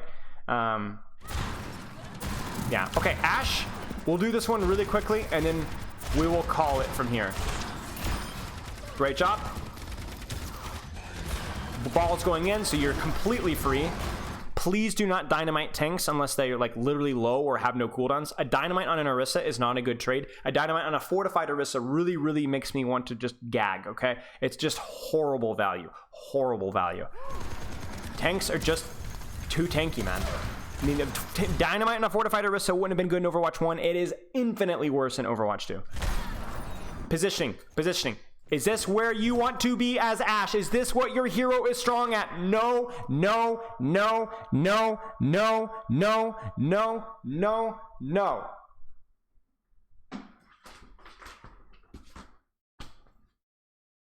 This was a 10.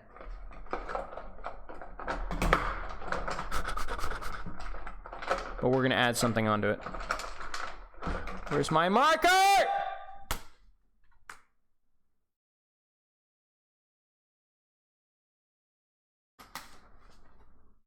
Kind of. No.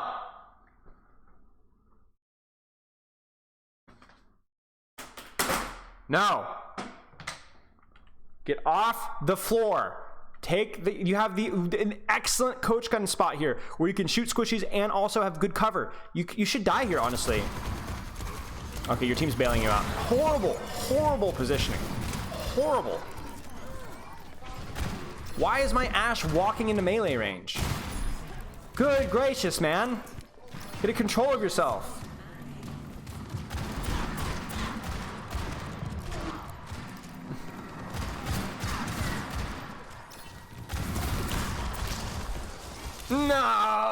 No, you did it again. Stop dynamating tanks. Stop it. Stop. Don't do this to me. No value at all. Look Look at this. Flank dynamite this BAP. Shoot the monkey out, then dynamite the BAP. Then shoot the dynamite. Go for the Kiriko. Go for the dynamite here. Just wait. It's like the Sojourn E. You're just using it. Okay, now dynamite. See? There it is. Use it.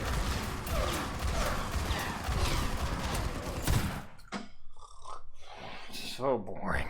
Like, what is this? What is this? Interactive gameplay. Good. You should die. Now, waiting for the mystery heroes after Bob. Stop! Please get a control of yourself. Just you stop pressing the button if you don't know what to do with it. You just threw your dynamite out like an ornamental rug.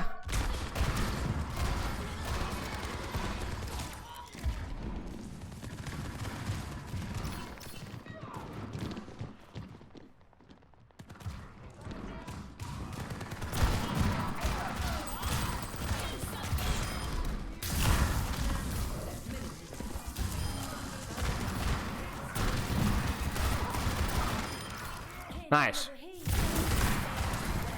Good dynamite, good Bob. Decent positioning. Yes! Yes! Yes! Yes! Yes! Life is so much easier when your brain cells are communicating and not stuck in standby with a screensaver.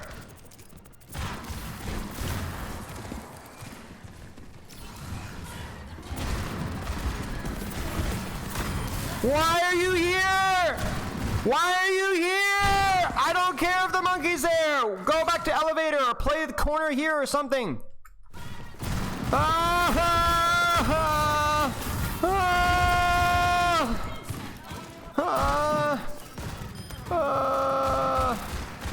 Okay.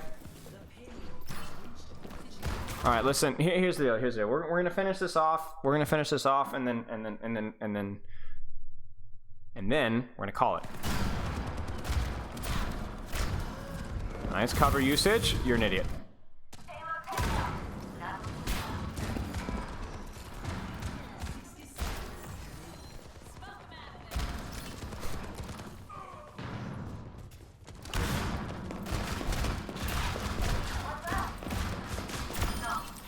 Yeah, I mean, as soon as you hit that headshot there, your immediate response should be to unscope.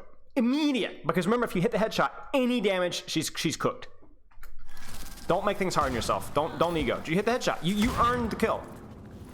No. Okay, you know, actually, here's the thing, Jeff. I would rather you dynamite for scouting than for you to dynamite tank. I'm not joking. This to me has better value than the stupid flipping dynamites on the Winston and Orisa earlier.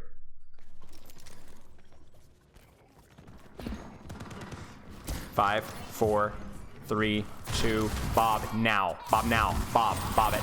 Nah! There is your sightline, right?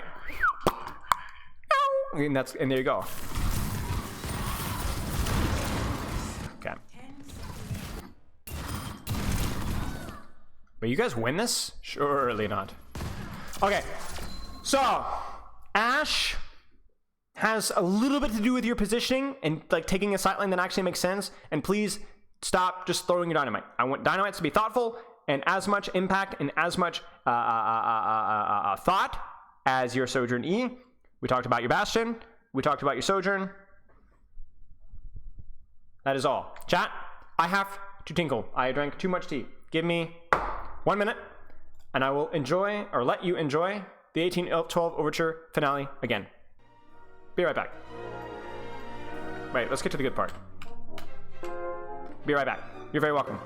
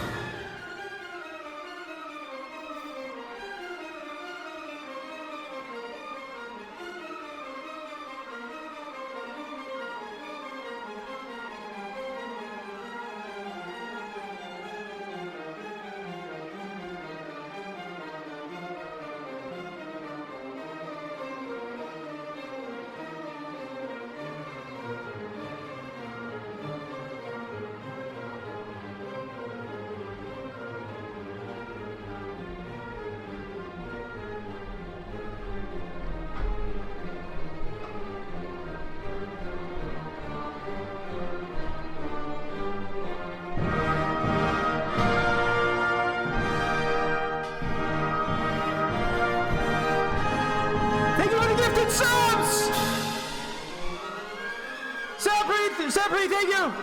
Svilak! Eating, I'm not gonna say that. Simone! Strafe! Venkat!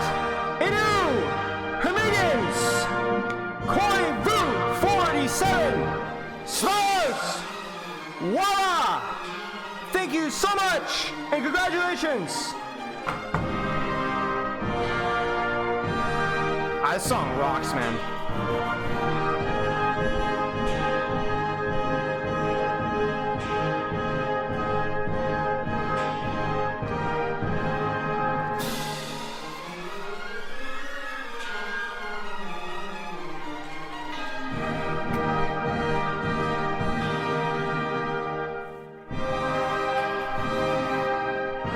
Turning this thing up. Don't even care.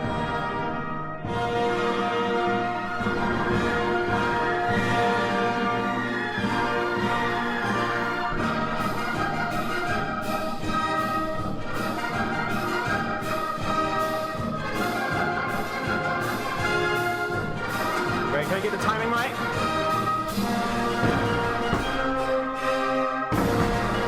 The top fell off!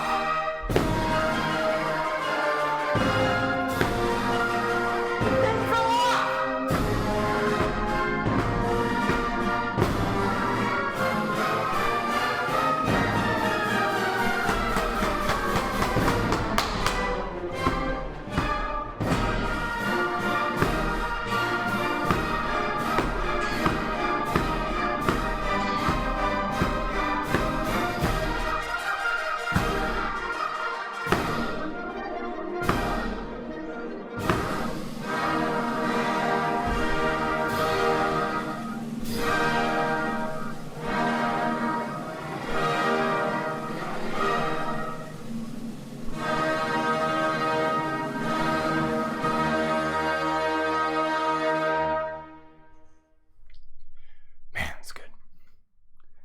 Okay. VOD review time. Last roast review. I literally broke my hammer. I don't know if I actually broke it, but the thing. Those of you guys don't know, this is where like it all started, right? The roast reviews of the hammer thing. The Torb hammer. Okay. Let's get started here. XO3. Where is the King's Row? Okay. Now enter ready for battle. Oh, Nelly!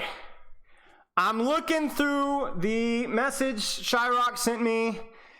This is taken from one of our OD matches today, namely the one against Twisted Minds that got 4th place in B-Sets. Wait, so this is a Contenders review? Shyrocks, what SR? Is this Contenders? Is this it? I play Lucio and Mercy in this one. The team played quite a bit of Pharmacy, which we struggled with it, probably because they're not really confident in Mercy, so counting with Echo Mercy felt clunky at best, and just straight up bad at worst. Okay. Nice. Well, are you Grandmaster? No? Are you Grandmaster or are you Masters? Where are you at? Where are you at? Help. Yeah, Jam. Okay, that's what I thought.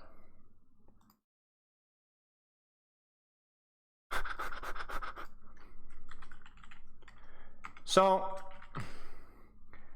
let's break down a little of what we know about Mercy now. So, I'm going to have some humility, chat. And we're going to figure things out together. Because New Mercy is a little bit different. I don't necessarily even think that she's better. But she's different.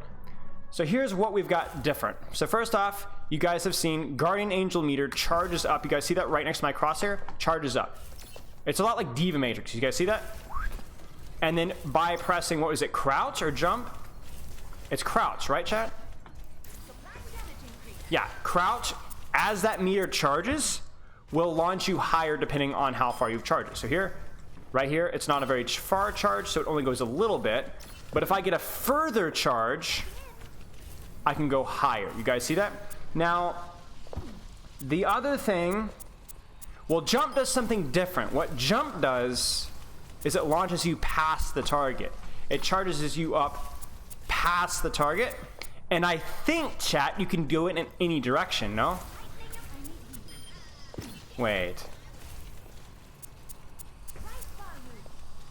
Wait, there's a... Wait.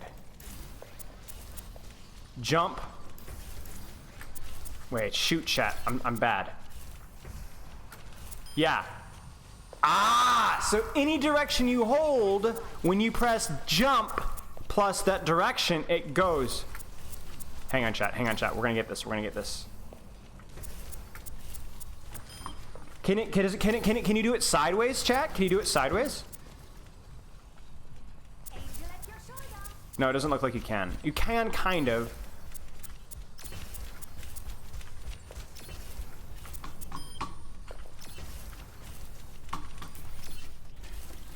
Yeah, so the direction you're looking. Okay, so here's what we can do.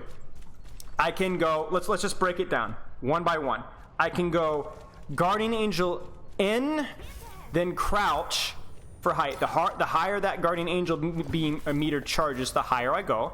I could do Guardian Angel space, and it launches me forward. The higher the charge, the further I go, right? I could do Guardian Angel S, and then jump. I messed that one up. So Guardian Angel charge the meter S, then jump to reverse it. And then the other option is that you can turn your camera. I need more room in my hand here. I can turn my camera and flick the direction I want to go in a different direction. So here, you see that? That's what else you can do. And I think you can also do that backwards too. Whoops, oh, that's gonna be hard. Can you do that one backwards? Ah, crud, hang on. Yeah, you can. You see that? So I can turn and then flick backwards like that. Even up. Okay, let's try this. Ah, wait, is that better than crouch? Is that better than crouch? Hang on, hang on. Wait, that was... hang on. So that's just jumping at the floor. That doesn't send you anywhere. But what if I do it with S? Oh, that's better than... That's as good than crouch. It's not a bit less.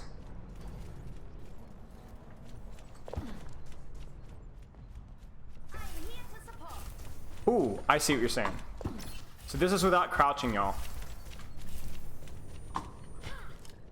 Interesting. Okay, so basically what we have here is more options with Mercy that are a little tricky to count to work with. Now, I'm not sure how good this is. It has to be helpful, right? But what we'll do is we'll try to look for opportunities in your VOD where you could have gotten value out of this. Whether it's the crouching, the spamming, we'll look at it. Okay, let's not waste any more time then. Let's hop right into it. So this is GM Lucio, GM Mercy.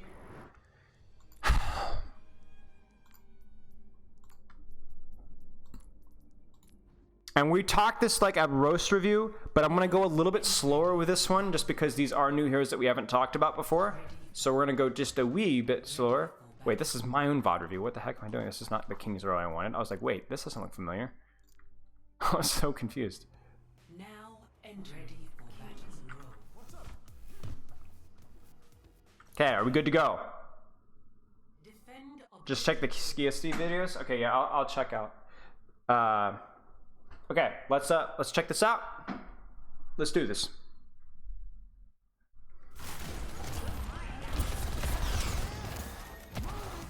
Well, we start off with Lucio, and you know what? I'm gonna do things a little bit differently, chat. I'm gonna let it play out just a little bit before we start breaking things down. All right.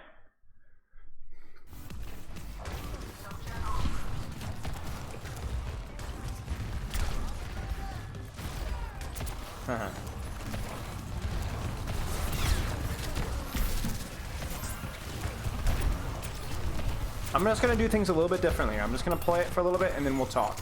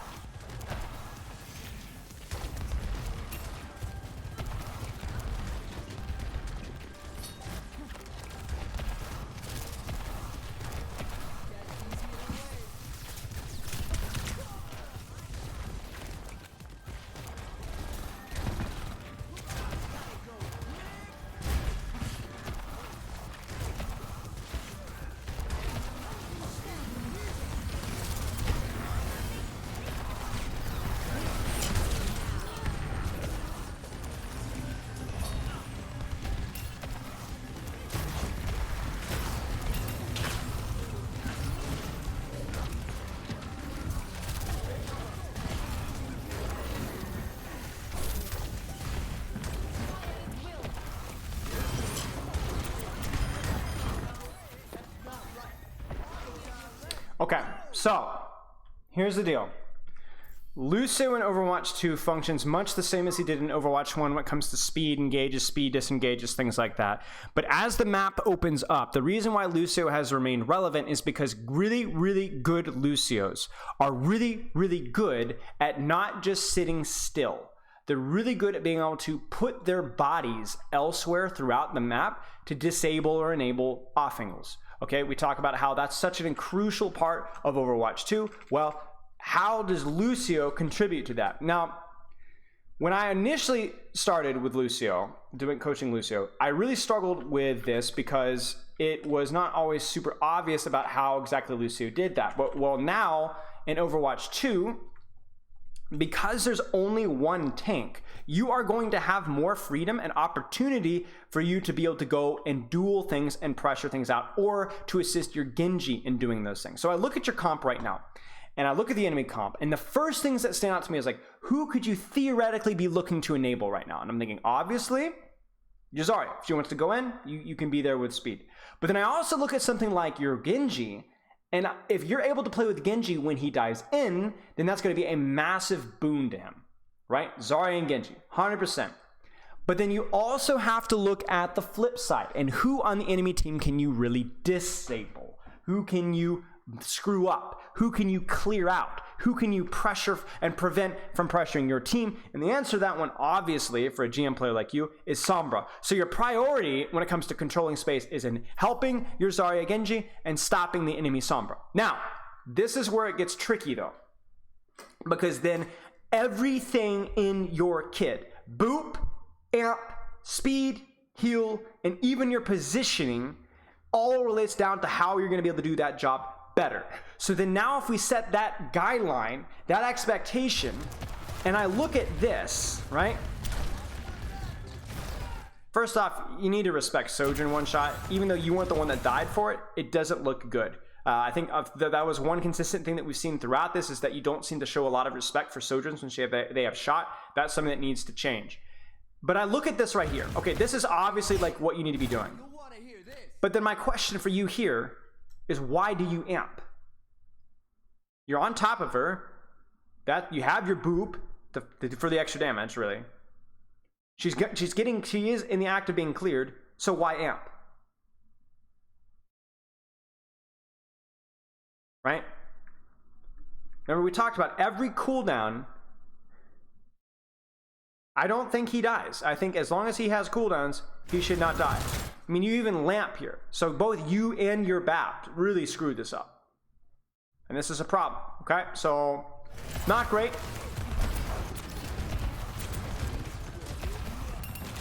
Okay. That can't happen. That can't happen. And then why does it happen? Well, obviously you get caught mid-reload. You get caught in a bad position, but can't happen, right?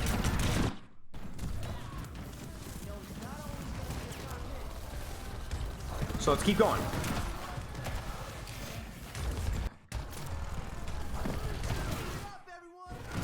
Unfortunate. Respect the shot, respect the shot, respect the shot. Respect the shot. Now, do you see how this is like, this is what you want to be helping too, if you can cross without getting shot, right? So, can you cross without getting shot? Ooh, I don't know. So, here's my problem here.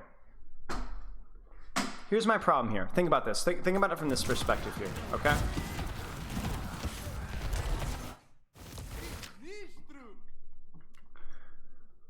Let's actually play just a little bit longer. Let's just play a little bit longer before I say anything. So you go in, you fail to boop the res, unfortunate. Now, right now, do you start to see the issue?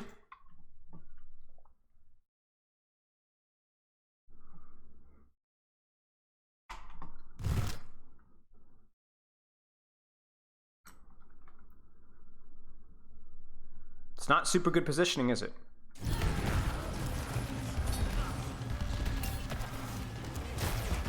Again, not respecting shot.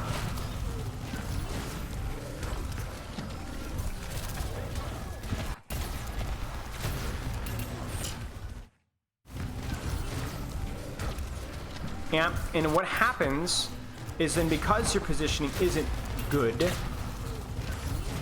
there's your amp. Right, exactly. This is a solely selfish amp. Which then now if we translate that into what happens now, if you needed your amp here, you would not have had it, or you didn't have it, right? So let's keep going. A lot of micro here. More micro than I would have expected. Yeah, Zarya's arms. Zarya and Reaper's arms do the little whirly. I don't know why. Okay. And by the way, you can use this time to go find that Sombra. You don't need to go isolate yourself, but there's no reason for you in here to not be spy checking, right? Your entire mindset here needs to be spy check, spy check, spy check, mess her up. You could go hunt her down with your Genji now if you wanted to. Okay, this is good.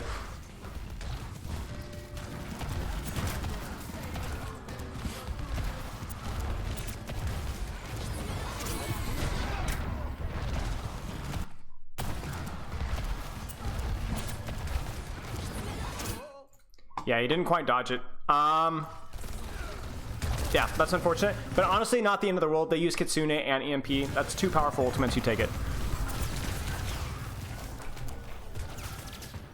So, micro positioning, not so great. It's forcing a bad amp, and then obviously the amp before that wasn't so good either. So, positioning hasn't looked as good. Let's keep watching.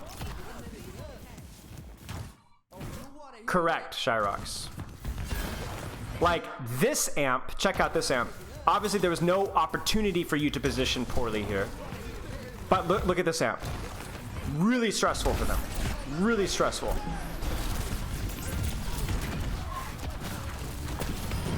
Good beat. Love the beat. And this is the Lucio difference right here. Okay? The Lucio difference. People always ask me, how does Lucio contribute to map control? We talked about enabling versus disabling. But if you are quick on the draw with reacting to what's going on around you, and number two, you're good at wall climbing and good at movement, then you're gonna have a really, really good time. Check this out. So you should have been in speed here, to be honest with you. But as you close in, having this amp available and then getting there quickly through wall climbing, right? Or wall riding is what saves your Sojourn. Right?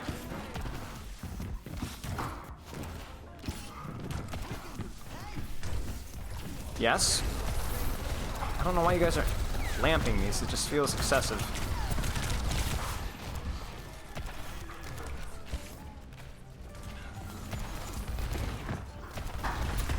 Yes, get rid of her. Good. Why are we amping? Why are we amping? Do not autopilot here. You're 114, 115 HP behind corner with a mini health back. Stop amping. Isn't that Sojourn rank 1? Could be. I honestly don't know. I thought this was OD. Was this an OD game? Who is this team that you're playing? I'd recognize Andraco and Nutella as well. Twisted Minds. Yeah, who's Twisted Minds?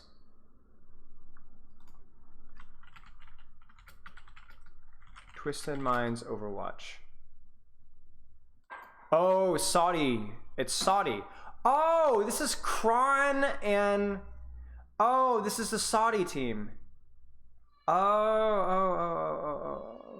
Gotcha. Okay, yeah, I know who this is. Yeah, I know who this is. Okay, this is the Saudi team with Kondop. Yeah. Okay, got you. All right. So amp here, not impactful at all. And then what does that mean now, right? You're blading in. This is when you want amp, right? Amp on the Sojourn, amp with your Zarya onto their Zarya. This opportunity is really, really missed here. Okay, so I do appreciate that we're helping the blade. Very important that you're doing that. Your whole mindset.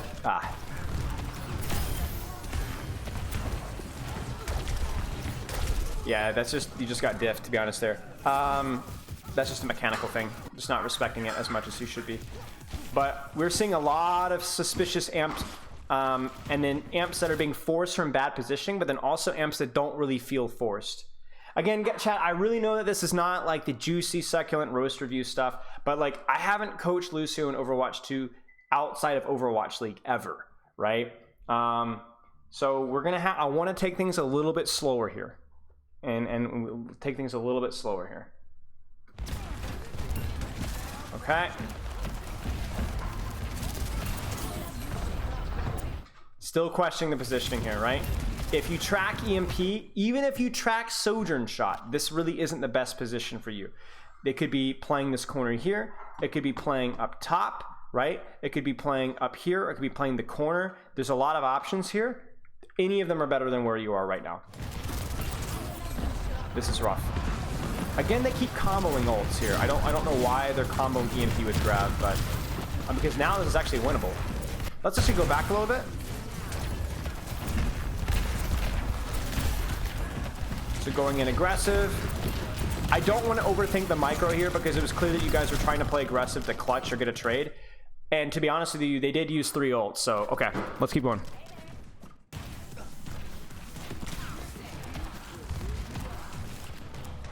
I need as much gameplay as we possibly can. Nice.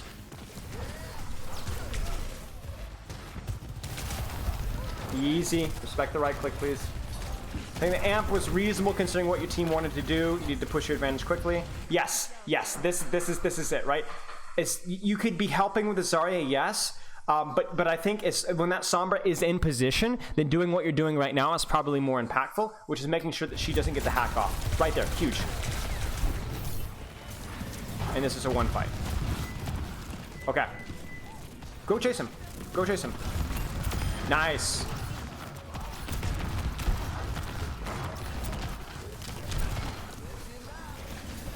Definitely not the cleanest mechanics we've seen either. What rank are you exactly? Give me the average SR, like GM 2, 3, 1, 4, 5. Where are you at? And where were you at in Overwatch 1 as well? Because that will be impactful.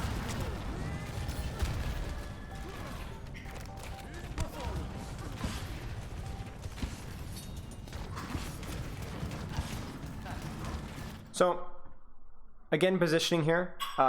Ended Overwatch at 4.1. Yeah, okay, that makes sense. I mean, these guys are really, really good. These guys are really, really, really good. So if you have any questions about training or what your goals are moving forward, so I'm just going to focus on your play and not focus necessarily on like what you could be doing to get to GM 3 or 2 outside of your play. But yeah, the mechanics, there is a big gap between this team mechanically and then where you're at right now.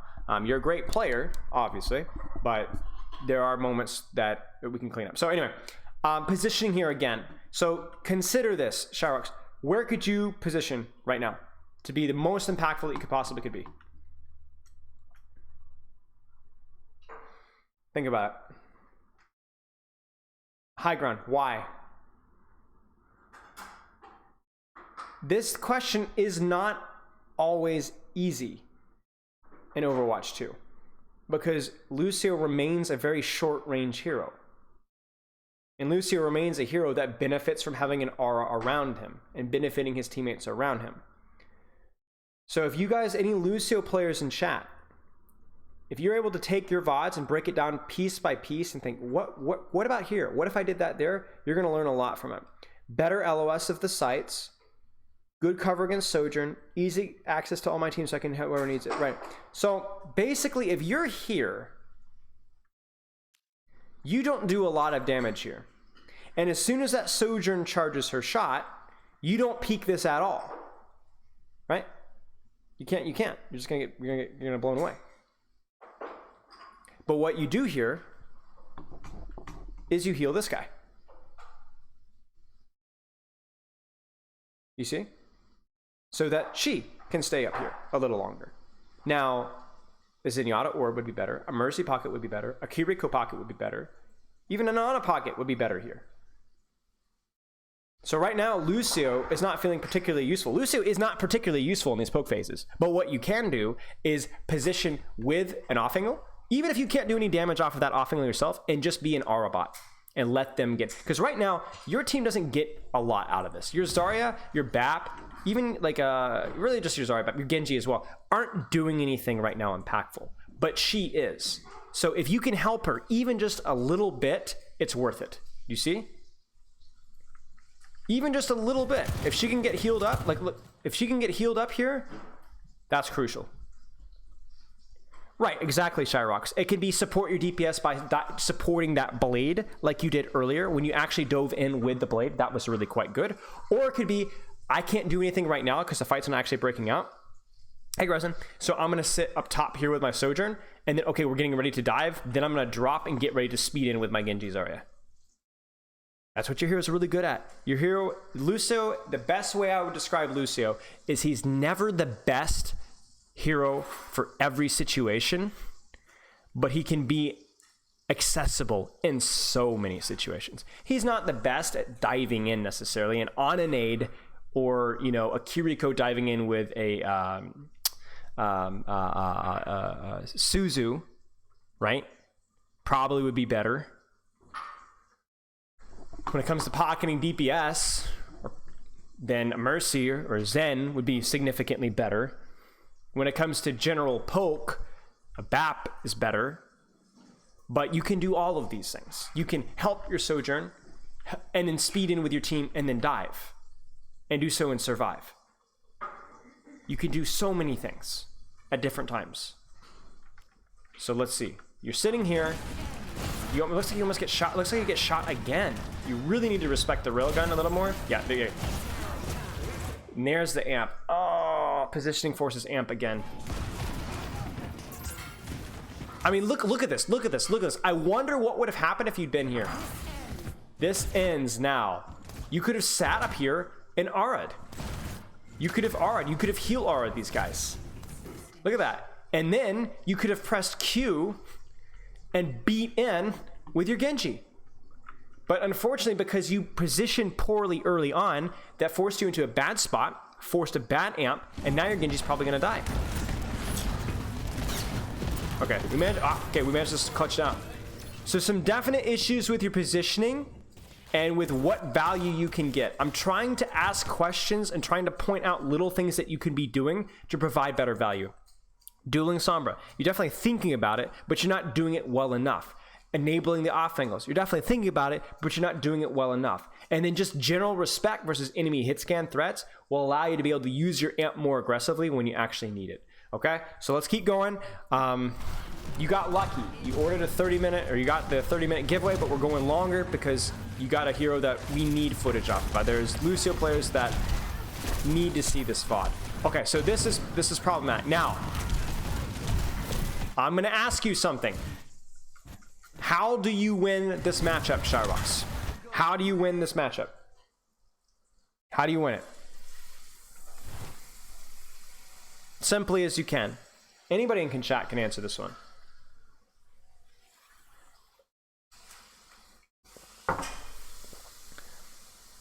Sure. Exactly. Fast. You don't have to play it fast immediately, but you need to avoid damage. And then when the opportunity strikes, you need to get in on something. Okay? And then what you can do when you're getting on something, what is your responsibility when you guys go in? What is your responsibility? Can you deal with a pharmacy? No. So then what can you do? I mean, maybe you could shoot the Mercy a little bit. Speed amp, okay? And then what? Kill the other support, sure. You could go dive the Sojourn. You could dive the Kiriko. You could boop the Zarya. Right, okay. You're down the Genji, so you guys need to make a decision about what you guys do. You guys could probably go out, honestly, and then re-engage later. That's probably the best play. Ah, you guys haven't really fully reset here. Yeah, you guys are staggering. Bad stagger there. Really rough stagger. Okay, so do we play any more Lucio or is it just Mercy? Looks like just Mercy. Wait, do we play any more Lucio here? Okay, we play a little bit more Lucio. Let's watch just a little bit of Lucio here. See if there's anything else here. So they play Echo in defense because it's harder to counterpick, and so because you guys always have the advantage of counterpicking on attack. So if they played Pharmacy, you guys could counterpick. So this is fine. Remember, respect. Now here's the thing. Now here's the thing, Shyrox. Look at their comp. They no longer have Sombra. They only have Echo. So what's the play for you?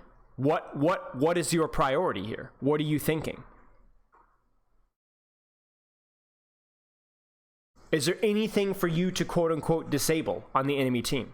Truly.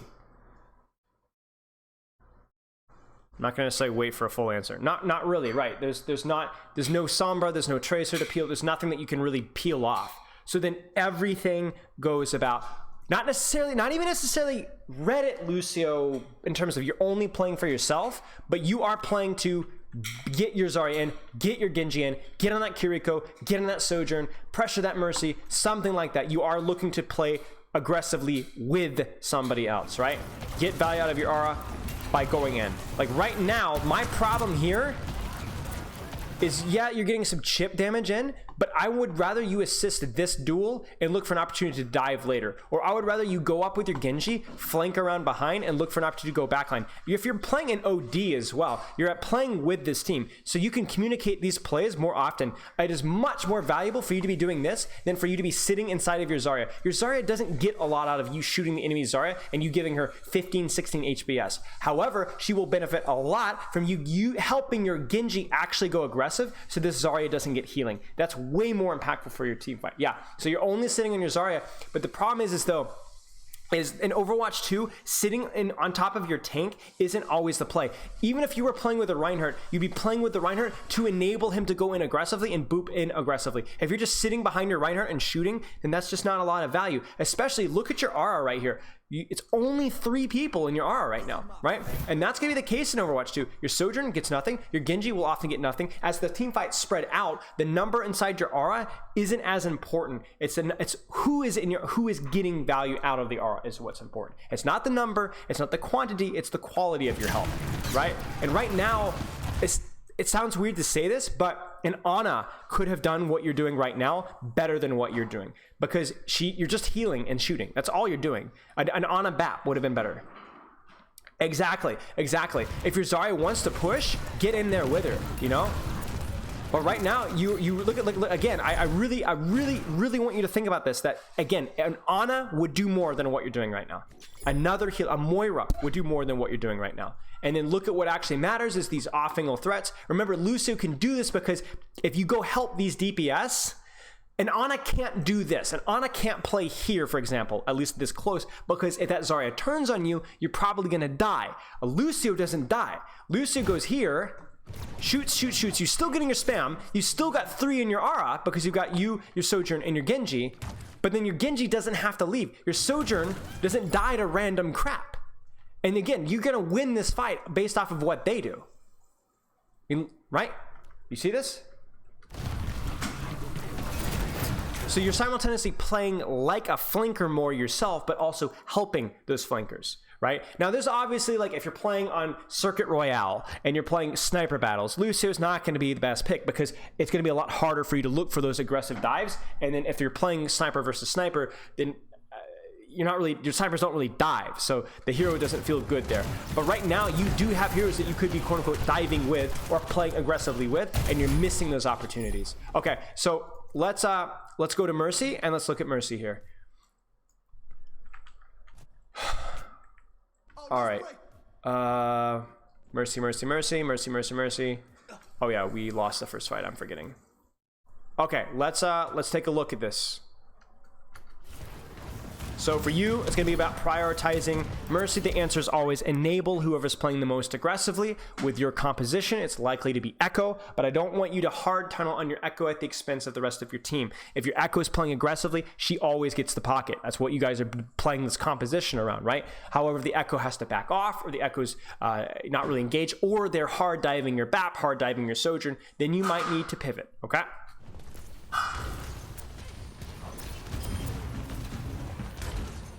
Good use of cover. Should be able to get that res. Res.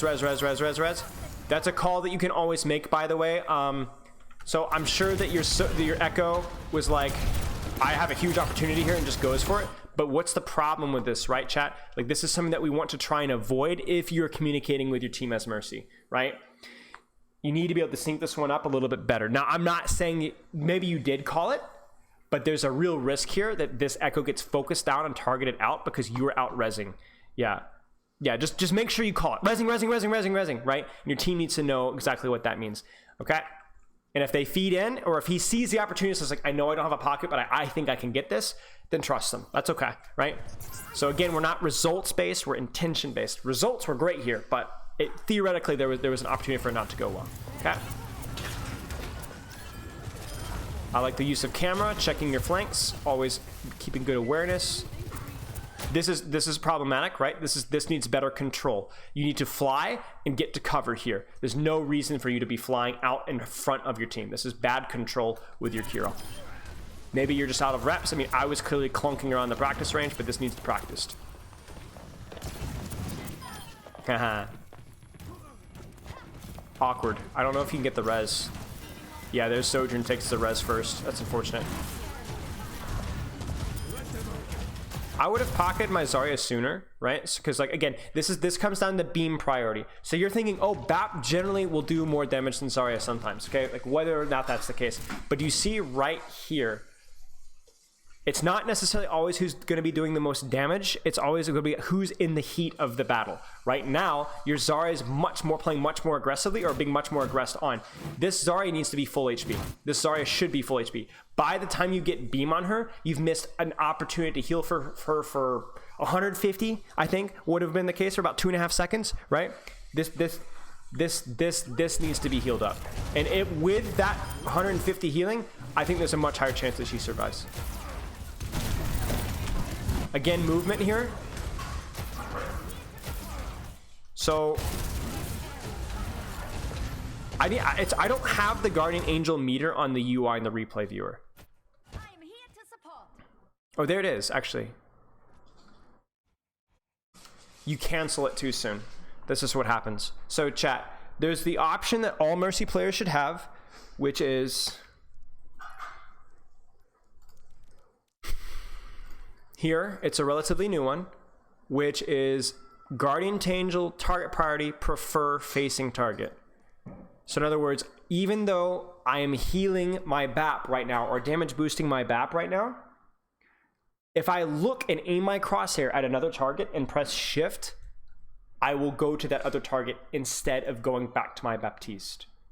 That allows you to keep your beam on the Baptiste, but then fly to safety at the same time, which is a really important thing to do. The problem here is that you are charging your Guardian Angel up by flying to the Sojourn, but you cancel the Guardian Angel by pressing spacebar too soon. I don't know if this is bad habits from Overwatch 1 Guardian Angel functionality where you could cancel it and fly over, but you need this meter to charge more. You needed to hold that shift. See, you press space right now. You press space right now. Normally you would have flown to the Sojourn, but you need to actually get to the target, then space. So the jump doesn't die here. You would actually fly here, jump, cancel, and because it's charged more, you would have flown completely out to safety. That's okay. Fight's lost either way, but it would have saved your life, might have saved your Sojourn's life, and it's something that I wanted to point out so that you can be aware of it, all right? So Again, cover. Again, cover. It's like such a little thing that will kill you so many times with Mercy, right? So like right here, I actually don't see a reason to Guardian Angel just yet. You could sit here. You could sit here. You need to cancel this Guardian Angel now, hug this corner, and then hug this side, right? You swing out. The difference between life and death could be the difference between this and this. Or even, okay, even if the Soldier can shoot you, at least she can't double shot you, or she can't railgun you and then shoot you, because you have the opportunity to duck behind cover. There is no benefit to you being here as opposed to being here. Such a little thing, but it's so important. And the reason why we bring it up is because even if it doesn't kill you now, it's something that it will so consistently impact every single team fight as Mercy that overwhelmingly it is the solution. Like again here, right? You see this? You see this? No reason for this whatsoever. No reason for this whatsoever. Very, very sloppy. So, versus their composition, I'm going to have an easy time because there's not a lot of tech that I think you'll need to abuse. So I don't have to sweat too much about, you know, still learning the tech myself. Whoopsies, I think that was a fat finger. But things like cover usage are still going to be important here, right? Like, you lose your Echo.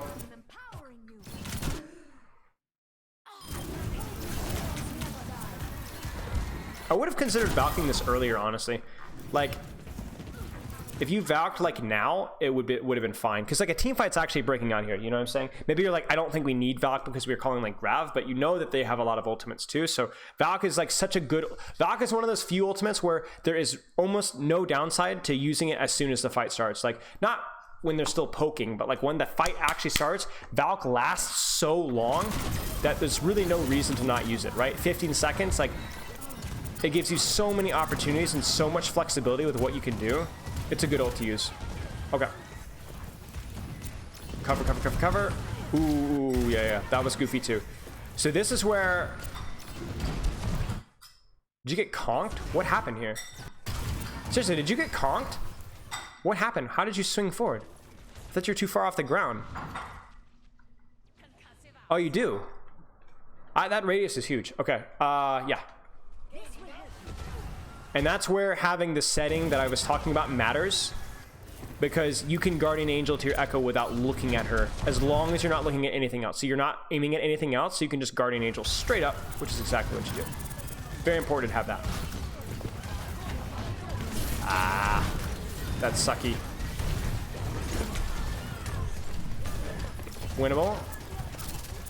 I like the beam target choice there. Looks like your BAP is getting work done. A little slow in the Zarya. Okay. Let's keep going.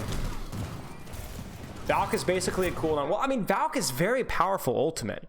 It's just basically a cooldown in terms of there's nothing that it specifically counters all the time, so there's no reason to hold on to it, is what I'm saying. It's guaranteed value. Ah. Again, think about it. Now, we've got hindsight coaching here. We've got 20/20 vision right now. So then where would you go? Where would you go?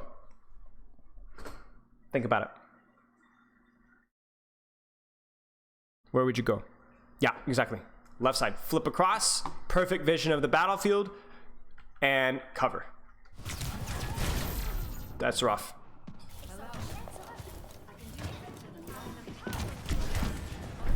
Yeah, I think this might be it for y'all. Oh, maybe not. Ah, come on now. Your Zarya is inaccessible.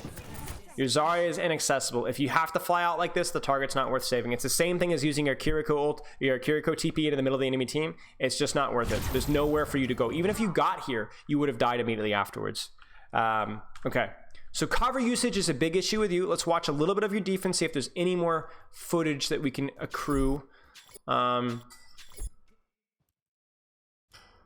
Let's take a look.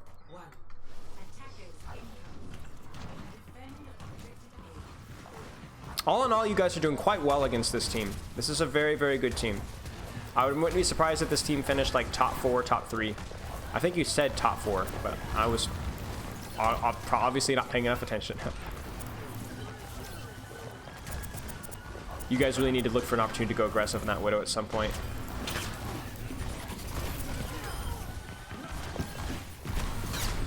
Yeah. Okay.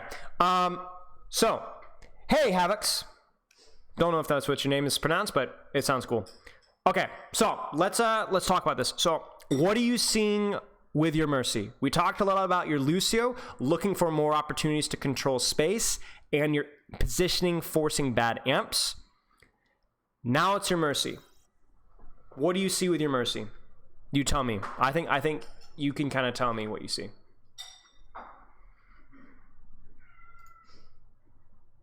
Cover in addition to positioning. Exactly. I really think you'd benefit a lot from just tightening up your cover a little bit. Maybe some of the micro adjustments as well with the cooldowns. And certainly if you're playing more Mercy against more dive compositions, if you're dealing with Tracers and Genjis and Sombras, being able to, and Winstons, being able to move and maneuver is going to be very important. But I definitely think that thing is definitely important. Oh, okay. Sick.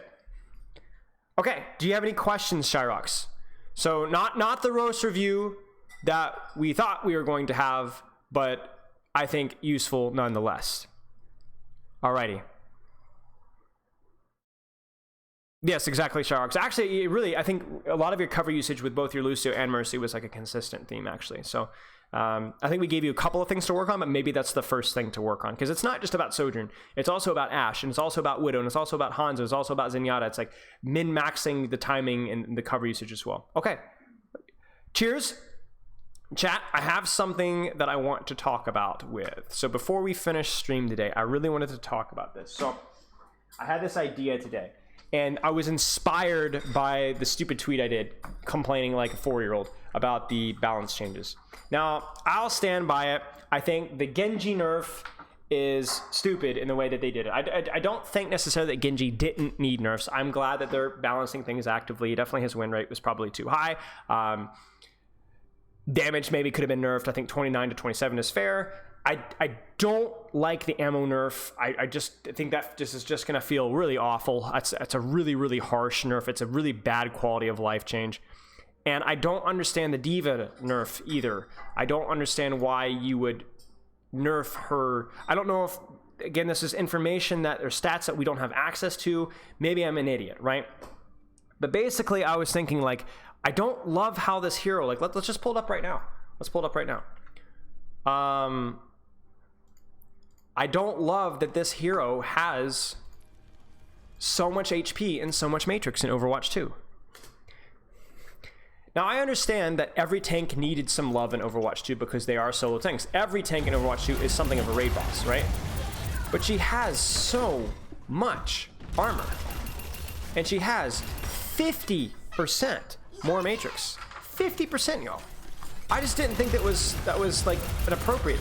Like, I just think, like, if you were gonna nerf something, I would start there. Subtract 50 of armor and make it HP, or reduce Matrix to 2.5 seconds. Even just half a second of Matrix. I wouldn't take it back to 2 seconds, but half a second, no?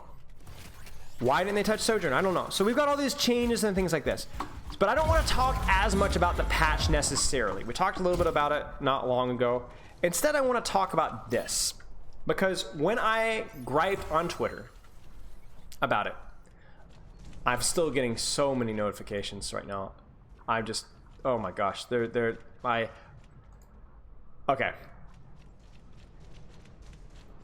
These are some of the responses I get. Let me just scroll through here. Let me make sure I'm not doxing myself here. Yeah, I think we're good here. Her armor is fine. Her defense matrix is fine. Y'all will not survive at all if her matrix was 4 seconds. I don't understand what that last sentence means. Nah, leave D.Va alone. D.Va's notoriously the most fragile tank. I think D.Va's one of the easiest tanks to kill. The hardest are Zarya, Hog, and Junker to extent. Stop crying. I like Super Tank D.Va because it lets her be a peel tank. I'd rather have tanks be impenetrable walls with lower damage than bruisers. If D.Va lost her tankiness, she would be trash. Basically, and a couple other ones which I won't take the time to dig out because it just takes too long. So basically, it was a lot of like, oh gosh, guys. But it made me think, and I realized something that there are a couple heroes. In fact, I thought of one hero in each role. It actually worked out perfectly. One hero in each role that is completely misunderstood by, I would even say, the majority of the player base. Because I don't see D.Va being played appropriately, usually up until Diamond.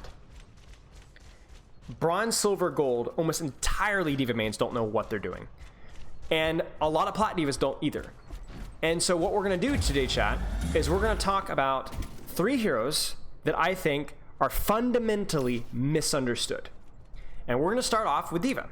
So how many of you guys have seen, let's actually whip out, let me turn on the audio and let's whip out the old trusty Microsoft Paint. How many of you guys, I mean, everybody's experienced D.Va like this, okay? So everybody's experienced D.Va like this, where you get your D.Va player and she's got the skin, you know, she's got the cute little, I guess, the dongle or whatever the thing is called, the little charm, you know, and she's out there and you've got your team around you and all this kind of stuff. And let me kind of break down what the D.Va does, and then I'm going to demonstrate it as well. Here's the enemy team. Here's, like, let's say they're playing, let's say a Zarya. This is actually perfect, right? A Zarya, okay? What does this bronze, silver, gold, and even platinum D.Va do? You guys know the answer to this, right? Let me demonstrate.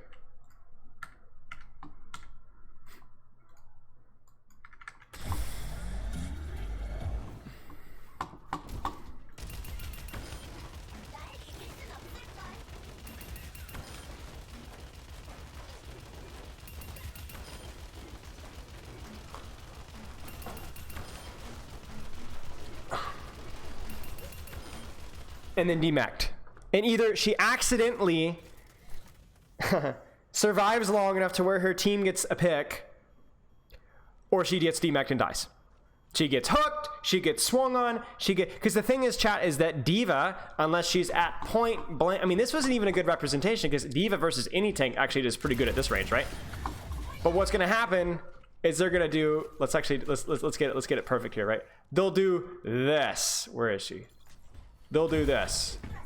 Oh, they won't do that. I wish they would do that. But they'll do this at this range. Look at the damage, y'all. And Zarya murders them. And they just get demacked, and they get demacked, and they get demacked. And this happened a lot in Overwatch 1 as well. Everybody remembers this, right? The D.Va players just didn't know how to play. They would just frontline, demacked, die. Frontline, demacked, die. And see, that's where these Twitter responses are coming from, chat. When you play D.Va like this, you will die. When you just shoot frontline versus a Reinhardt, Roadhog, Zarya, unless you're at point blank range and that Zarya doesn't have bubbles, the Junker Queen doesn't have shout, you will die. You will die. That is not what your hero is good at. With Winston, there's somehow this dynamic of, like, you should dive, and so people don't know how to dive, but they at least try to, right? They're like, okay, I don't want, if I'm playing Winston, that's not what I wanted. If I'm playing Winston, right, I know that I don't want to fight Zarya or Roadhog, I think. You still see it. You still see it, guys, all the time. But at least there's more of an attempt to dive and create a split and get onto squishies.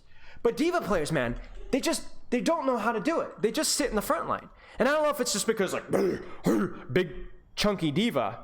But what ends up happening is that these D.Va mains, and I'm not even exaggerating, in Overwatch 1 and now in Overwatch 2, they just survive off of this. The fact that the hero has an unbelievable amount of matrix and HP, which allows you to do this a little bit more. And then here's what happens. The fight devolves. They either get demacked or they get to 1 HP. The fight devolves. They manage to somehow fly and get value and kill a squishy at some point. Or they do what a lot of D.Va players I've worked with before. They don't do anything until they get bomb. They throw the bomb in, and because it's bronze, silver, or gold, they kill 2 people. And so they've been dead weight the previous fight. But this fight they win with bomb. Dead weight, bomb. Dead weight, bomb. Dead weight, bomb. Over and over and over again. And they win just enough games to place right where they're at, right? They get enough value. But chat, that's not what D.Va is good at. D.Va is not a frontline warrior unless, especially in the tank war. D.Va's best role is saying, oh, there's a squishy DPS over here. There's a support taking off angle here. I'm going to then dive that target because I can beat any squishy 1v1 in the game handily. It's not even close. Very similar to Monkey. But the difference between D.Va and Monkey, is D.Va can do it more rapidly. She's not as good at Monkey as securing those kills. Bubble is better than Matrix in a 1v1, but she can do it more often. And again and again and again and again. Let's look at it right now. Booster, 4 seconds instead of 5 seconds. Matrix, all my Matrix is gone. Let's see how long it takes to charge. 1, 2, 3, 4, 5. About 5 seconds. And my Matrix, and there's your Monkey bubble, right? Charge right back up again. So what she is better at is she is better at rapidly taking engagements and contesting off angles and creating space that way. She doesn't want to spend her whole time shooting and standing in front line in main. You literally play Genji, D.Va like Genji. Similar, yes. And the thing with D.Va, chat, is she is a close range hero. So that doesn't mean you shoot frontline, but it means you need to utilize high ground and off angles to get to close range, to close the distance. If you're playing D.Va like this, especially if we make this a hero with a smaller hitbox, you just do no damage, y'all. You just do no damage. And you get toasted. And that's the problem that so many D.Vas mess up. They don't get close enough to the squishies, and when they do, they usually just run directly at them. No sense of nuance, no sense of taking high ground off angles, nothing like this. Let me actually break this down into a map for you really fast. Okay? So if I go into a custom game, I'm literally just gonna, the first map it takes me, I'll use. What map are we doing? Okay, Oasis, perfect, okay? If I'm on Oasis, and I'm playing D.Va,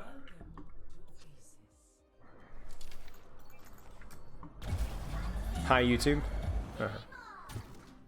If I'm playing D.Va and the enemy team is playing Reinhardt or Zarya, and I roll out here and I stand right here, and I'm going to get toasted.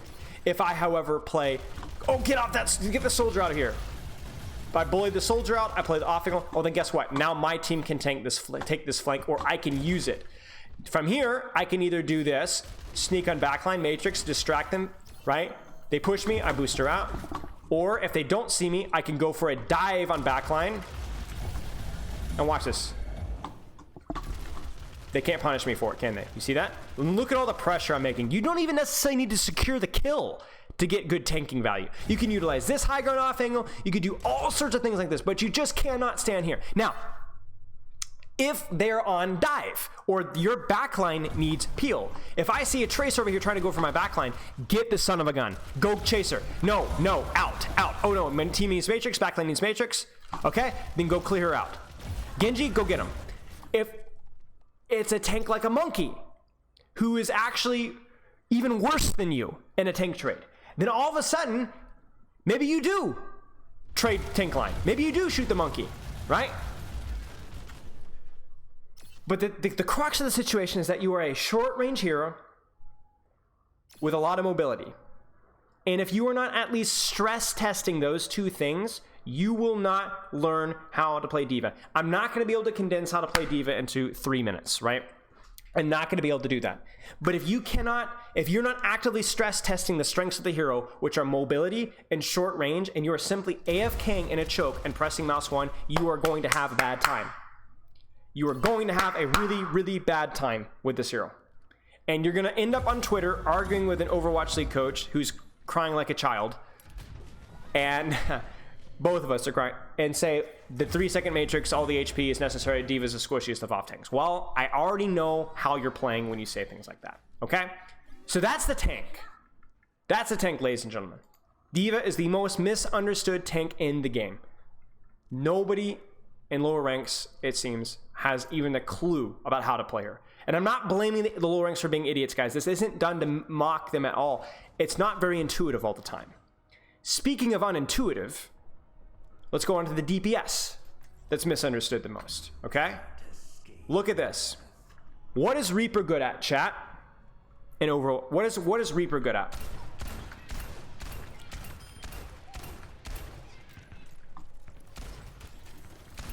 I'm looking at chat.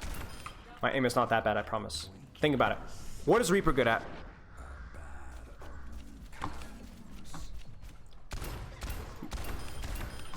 Here's the hot take. You guys ready? Now, this is not 100% true, but this I want you to think about it. Reaper is not a tank counter. He's not. He might have been in Overwatch 1. He wasn't as much as people thought he was, but he might have been in Overwatch 1. But he is not solely a tank buster. He's actually worse at it. Reaper, okay, chat. Here's the thing. I don't know if Reaper can beat most tanks in a 1v1. I'm fairly certain he loses to Reinhardt, almost positively loses to Reinhardt. He definitely loses to D.Va. He 100% Orisa destroys him. I'm pretty sure he loses to Junker Queen. He loses to Sigma. He loses to Wrecking Ball, maybe. Wrecking Ball, he could maybe deal with Wrecking Ball. The Winston matchup isn't good anymore because he's got more HP in his bubble. Reaper does less damage, but has a tighter spread. But does less damage, and Winston can zap from range to poke him out even now.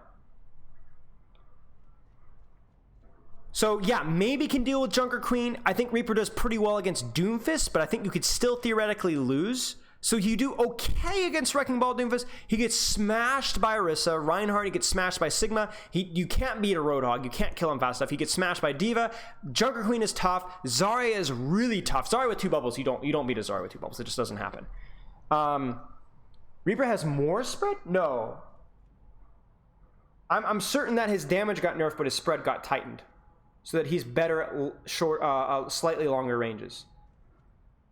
Let's check this out, chat. I'm gonna give me a second. Overwatch. Less spread, yeah. Okay, I was just making sure. So they've made it like more dynamic. Okay, so this is the problem, chat. Even people that played Overwatch 1 don't understand what Reaper is good at, and this is the danger. You're gonna pick Reaper. You're gonna go into Reinhardt for whoever reason is not shielding.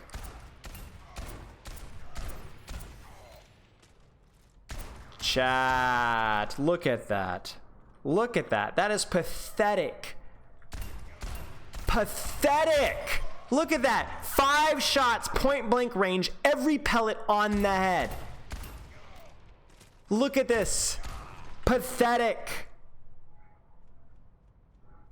So then what is Reaper good at? Because here's what's going to happen. You're going to get in, let's go to paint. You're going to get in your ranked games, right? And they're going to pick Reaper. Reaper, ooh, right? Reaper's a good hero. And they're going to see the Reinhardt, Junkrat, let's just say the tank, okay? Junkrat, I say, the Junker Queen, the tank. And they're going to stick their fat, ugly face. They're going to frontline. They're going to run in front of the battlefield, frontline fodder, and go... You like my socks, y'all? Right? And what's going to happen? 2 things. They're going to die, or they're going to Wraith, and they're going to die a few seconds later because they're too stupid to play slow until they get the Wraith back again. So then what is Reaper good at? If Reaper can't frontline, and you notice, by the way, that this is the same thing as D.Va. You notice this? It's the same thing as D.Va. It's this misunderstanding that, like, this hero is going to ram your face down. Except with D.Va, if you could at least close the distance, it's reasonable that you could, like, out DPS a Roadhog or a Zarya, right? But Reaper, it's just not possible. So then what Reaper is good at is he's actually a really good short-ranged hero. He's a really good short-range flanker. Now let me explain what I mean. Now most of you guys in chat are pretty smart, so you already know what I mean, but let's say for those of you guys who don't know. So if I'm playing tank, okay? I'm a Reinhardt. And I've got a Reinhardt on the enemy team. Now, we are fighting each other. Let's say the enemy, this is the enemy backline, which is blue for some reason, and then my backline, which is red for some reason. We're gonna mix it up a little bit. And I've got this Reaper. This is the Reaper guy here. Let's black for lore appropriate reasons. Okay, so he's edgelord, right? If my Reaper's inside of me and shooting the enemy Reinhardt, I'm not too unhappy, right? At least he's not playing in front of my shield, right? He's using my shield, he's using my presence, he's getting good, maybe he's getting good, pretty good tank pressure, things like that. But then what's actually funny is if my Reinhardt, if I'm red Reinhardt and I drop my shield, if this is a Sojourn, or this is a Junkrat, or this is an Onanade, or this is a Zenyatta Discord, then all of a sudden this Reaper's life is, right? There's a lot of crap. And his Wraith will get forced pretty quickly. Because if this Reinhardt walks forward and swings his hammer, and the Zenyatta gets one Discord and one body shot on the Reaper, he's going to be less than half HP instantly. And he's going to have to Wraith. And then he has to Wraith, and then he has to play slow. And if he doesn't play slow, then the next time the Reinhardt swings, he gets a Discord on him, he actually dies. So this, even in a best case scenario for Reaper, playing frontline all the time, it doesn't always play super good. Now, there are some metas like Zarya Reaper in Overwatch League where the Reaper plays more like a main tank, but that's when he's getting all the resources, double bubble, things like that. So those exceptions we're going to put aside for right now, okay? So then let me give you guys a different scenario. Let's say the Reaper instead is able to use the architecture of the map and either walk or TP and find access to a short range sightline on a squishy. Listen, on a squishy. You see? Good to know, Flame Water. Thank you.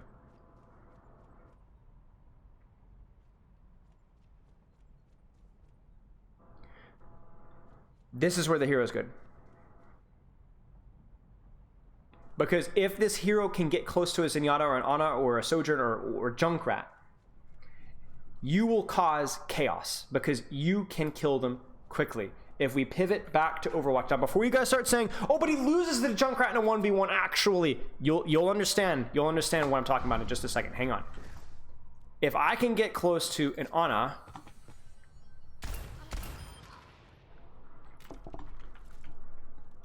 body shots.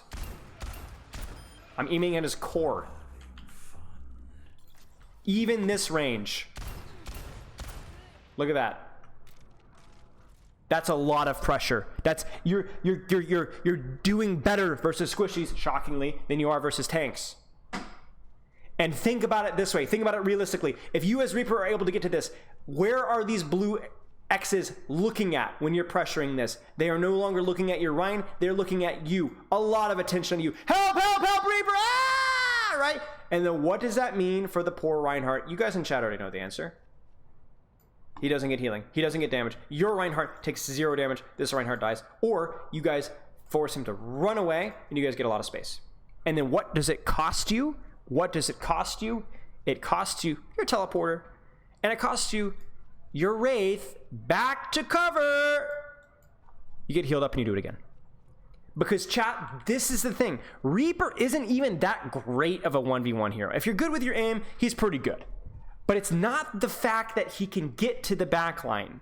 Because technically, you could do this exact thing, same thing with a Cassidy. You could do this with like a Zen. You could do this with, let's keep thinking. You could do this with a Junkrat, right? You could do this with a Junkrat. But what's the difference between Reaper and these guys, right? If a Cassidy gets on your back line, he has a pretty high chance of killing somebody. Same thing with Zenyatta. Same thing with a Junkrat. But what's the difference, chat? This is crucial. If you were to do this exact same play with a Cassidy, Zenyatta, Junkrat, any of those heroes, what would happen?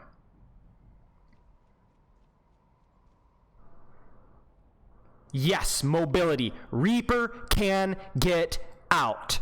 Reaper can go in greedily, and whereas these characters cannot get out safely, Reaper can. Reaper TP on a high ground, TP on an off angle, TP on a flank, drop down, oh shoot, they're shooting me, and look how far you can get. They've buffed it. Reaper Wraith used to be a lot slower. You guys remember that? It's a lot faster now. It allows you to get in and out a lot safer. Yes, a lot like D.Va. Close range hero that's good to take control of high grounds and off angles to pressure backline, and like D.Va has the mobility to go in and out in cycles. And whereas most Reapers are going to sit in the front line, shooting the tanks and not doing a whole lot, if you're able to utilize your short sight lines. Now, I don't want to flank with Reaper and see this. They're gonna sneeze in your general direction and force your Wraith. But if you can get closer and still be able to Wraith back to cover or corner or to healing, then you're gonna have a great time. And that's what Reaper's good at. Short, tight, sightline flanks. Now, again, we're gonna pull up the random map and we're gonna talk about it. Let's hope it's a good Reaper map. I will say Reaper is a little more niche than D.Va, okay? Not the best map for Reaper, but we're gonna make it work. You're a Reaper OTP. You're on Midtown.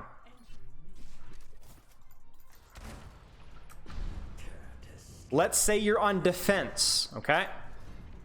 We'll do just first point, maybe a little bit of second point. So you are Reaper, or you're, and this is, by the way, chat, even if you don't play Reaper, this is good to know, because as you guys get better at the game, if you play into a Reaper, they're going to do this. They're going to do this if they know what they're doing.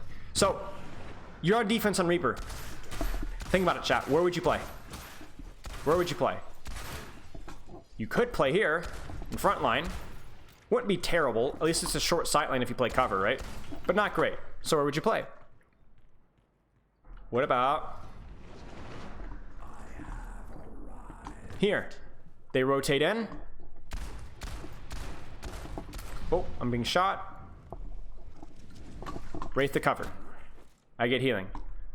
What about if they don't clear high ground? A lot of teams push through this tunnel. They shouldn't. But what about here? Ooh, watch this, chat. Watch this. Watch this. Wait, can I not Wraith up there? I thought with Genji you could. Surely, chat. Surely. What about this? Oh, you can't. I swear you used to be able to stand here as Genji. What about here? Or what about if you want to get super cheeky? I don't recommend this, by the way. You could go here. And the Wraith out. See, this one feels a little bad, though. You see how far this is?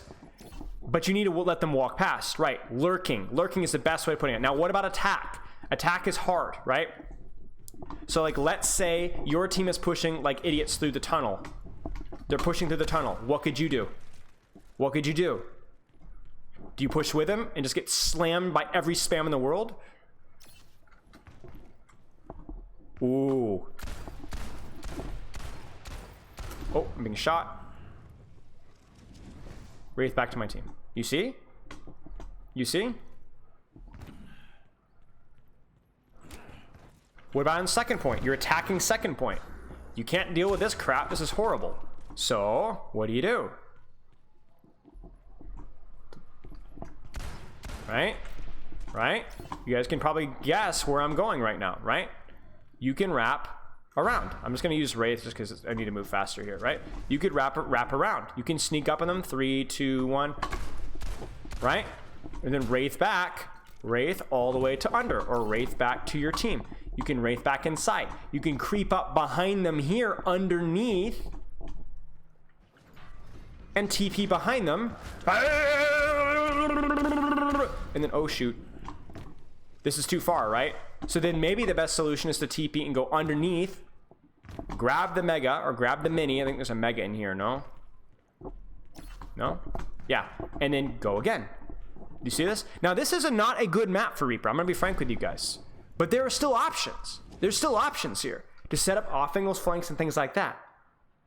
Now, if you do this off of your tank's timing, whether they're pushing your tank or your tank is pushing, you're going to have a good time with Reaper. I think every hero in Overwatch, for the most part, Neo is mostly universal. There's some exceptions where I think Torb is better defensive because he needs to set up his turret. But I think every hero has more universality than it did back early in the days of Overwatch 1. Okay, so Reaper, misunderstood hero, not the primary tank buster. He is, if you have an opportunity to shoot a tank and you can do so safely without getting your Wraith forced, I think it's okay. But using short off-angles where you can shoot and then Wraith the safely, shoot and then Wraith the safety is the better cooldown cycle, and it is the way he needs to be played. Now, the last hero in Overwatch that I think is completely misunderstood, support hero, can you guys guess? Which of these support heroes? Now, support was definitely a tricky one because there was a few of them that I could put in this category. But this one, I think, was pretty much the standout. Correct. Now, you can make an argument for Mercy, heal bot. You need to enable DPS instead. Moira, heal botting is also not as good anymore. But Brig, in my opinion, is the most misunderstood character in Overwatch 2. And not only Overwatch 2, but towards the second half of her lifespan in Overwatch 1 as well. Now, when you guys select Brig as a bronze, silver, gold, or even a platinum player, what do you think is Brig good at? Pretend you're new, pretend you're not super experienced, pretend you've not sat into my streams. You look at the hero, what is this hero good at, chat? You guys tell me. What is this hero supposed to do? Brawling. You stack with the tank, you brawl. You've got a shield, you've got a flail, you're wearing armor, you've got a 50, you actually have armor, right? You actually have legitimate armor. Frontline, obvious. Plugged up your Reinhardt's butt. AoE healing, stun the enemy tank, right? But what's the problem, chat? What's the problem? What's the problem?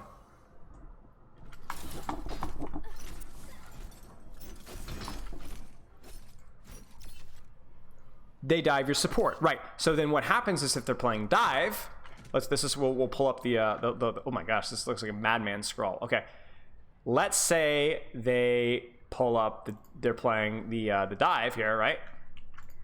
And your little Brig here, and then your backline's back here, and you're up with your Reinhardt, and that Winston jumps your backline, and that Genji jumps your backline, and that Tracer jumps your backline or flanks front of your backline, and yeah, you're smacking something, all right.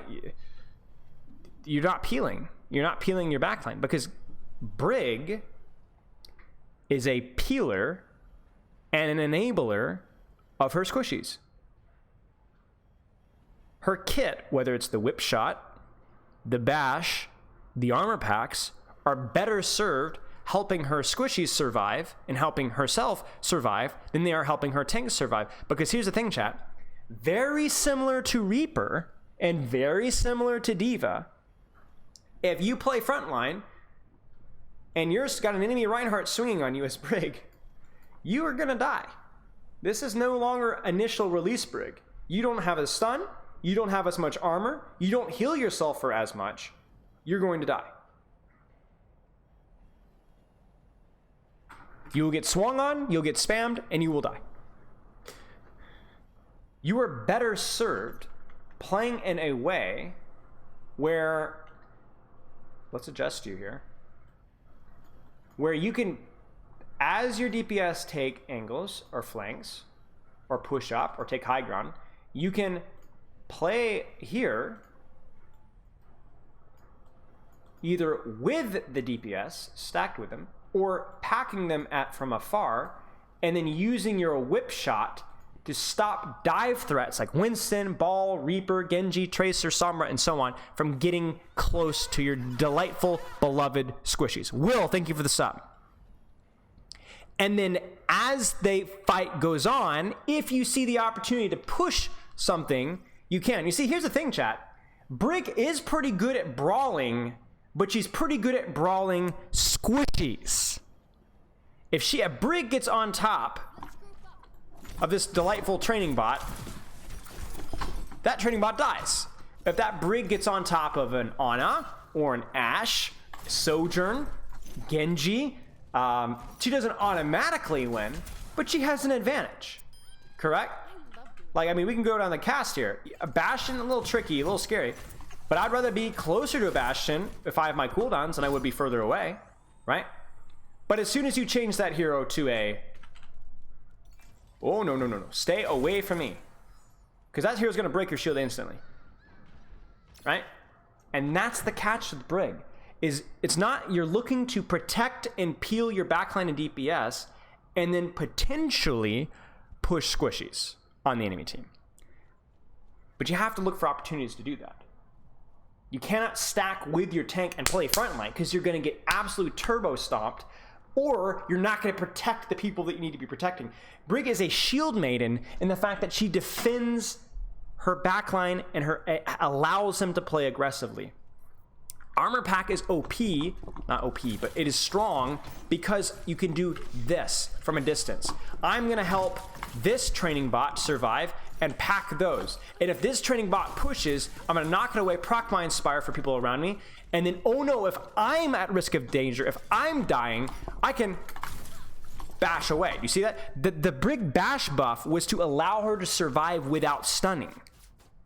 Now, you could argue about whether it was a good change, or about whether Briggs needs buffs. I would argue that Brig isn't a very strong hero right now. I would agree with that, okay? But it's leaning towards a playstyle that people don't understand. And then, okay, we get Rally. Okay, maybe their tank has used cooldowns. Maybe their tank is low. Maybe I could push a squishy now. Now we can go full shield maiden mode. You can brawl as Brig. You just have to earn it. And it has to be on the right targets at the right time. And that's the key.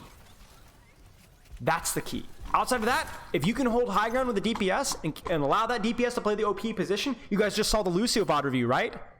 A Brig with a DPS is really hard to clear out. You can't just put a Genji on it. You can't just dive a Winston with it, can you?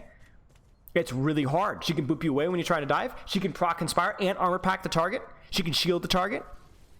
She does okay damage at close range. Like if I'm a Reaper and I'm trying to pressure the squishies like we just talked about, right? But that Brig just whip shots me? That's 70 damage. That's knocking me away from the range. And then that's it. That killed my entire push. A whip shot. Or even if the Reaper gets close and I'm just able to shield dance a little bit, swing a little bit, proc my Inspire, that completely ruins his push.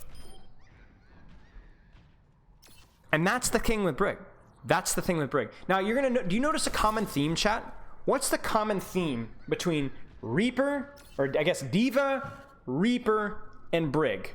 What's the commonality between all three of those heroes, besides the fact that they're all, I think, the most misunderstood heroes in Overwatch? What's the commonality? What's the common theme here? Yes. They are all heroes that fool you or encourage you to play frontline. But they are all heroes that do better by indirectly controlling space and looking to push in different ways. Diva can still push, but she likes to do from high ground off angles onto squishies. Reaper can still push. Same thing as Diva. Brig can still push. Same thing as Reaper. Or Diva, or Brig, or heck, even Reaper can play in a way to where they prevent you from pushing. More Diva Brig, right? Diva can also prevent you from pushing her squishies. Brig can also prevent you from pushing her squishies, but not by just standing and shooting in open space in a range that makes no sense.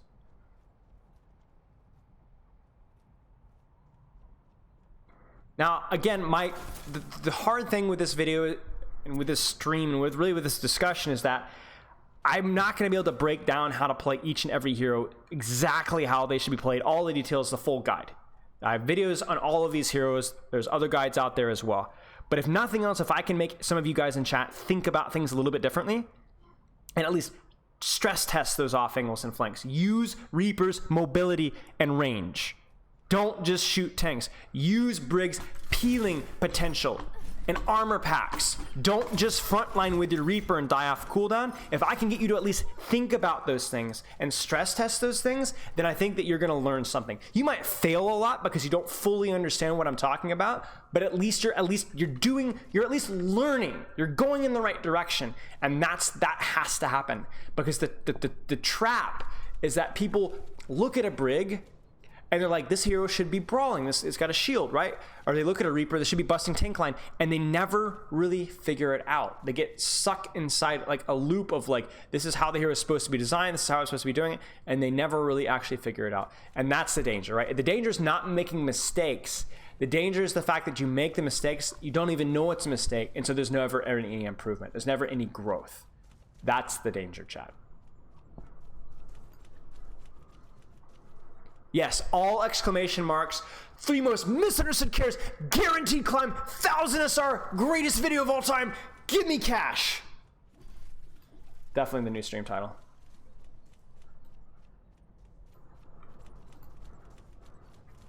Huh. Okay, chat.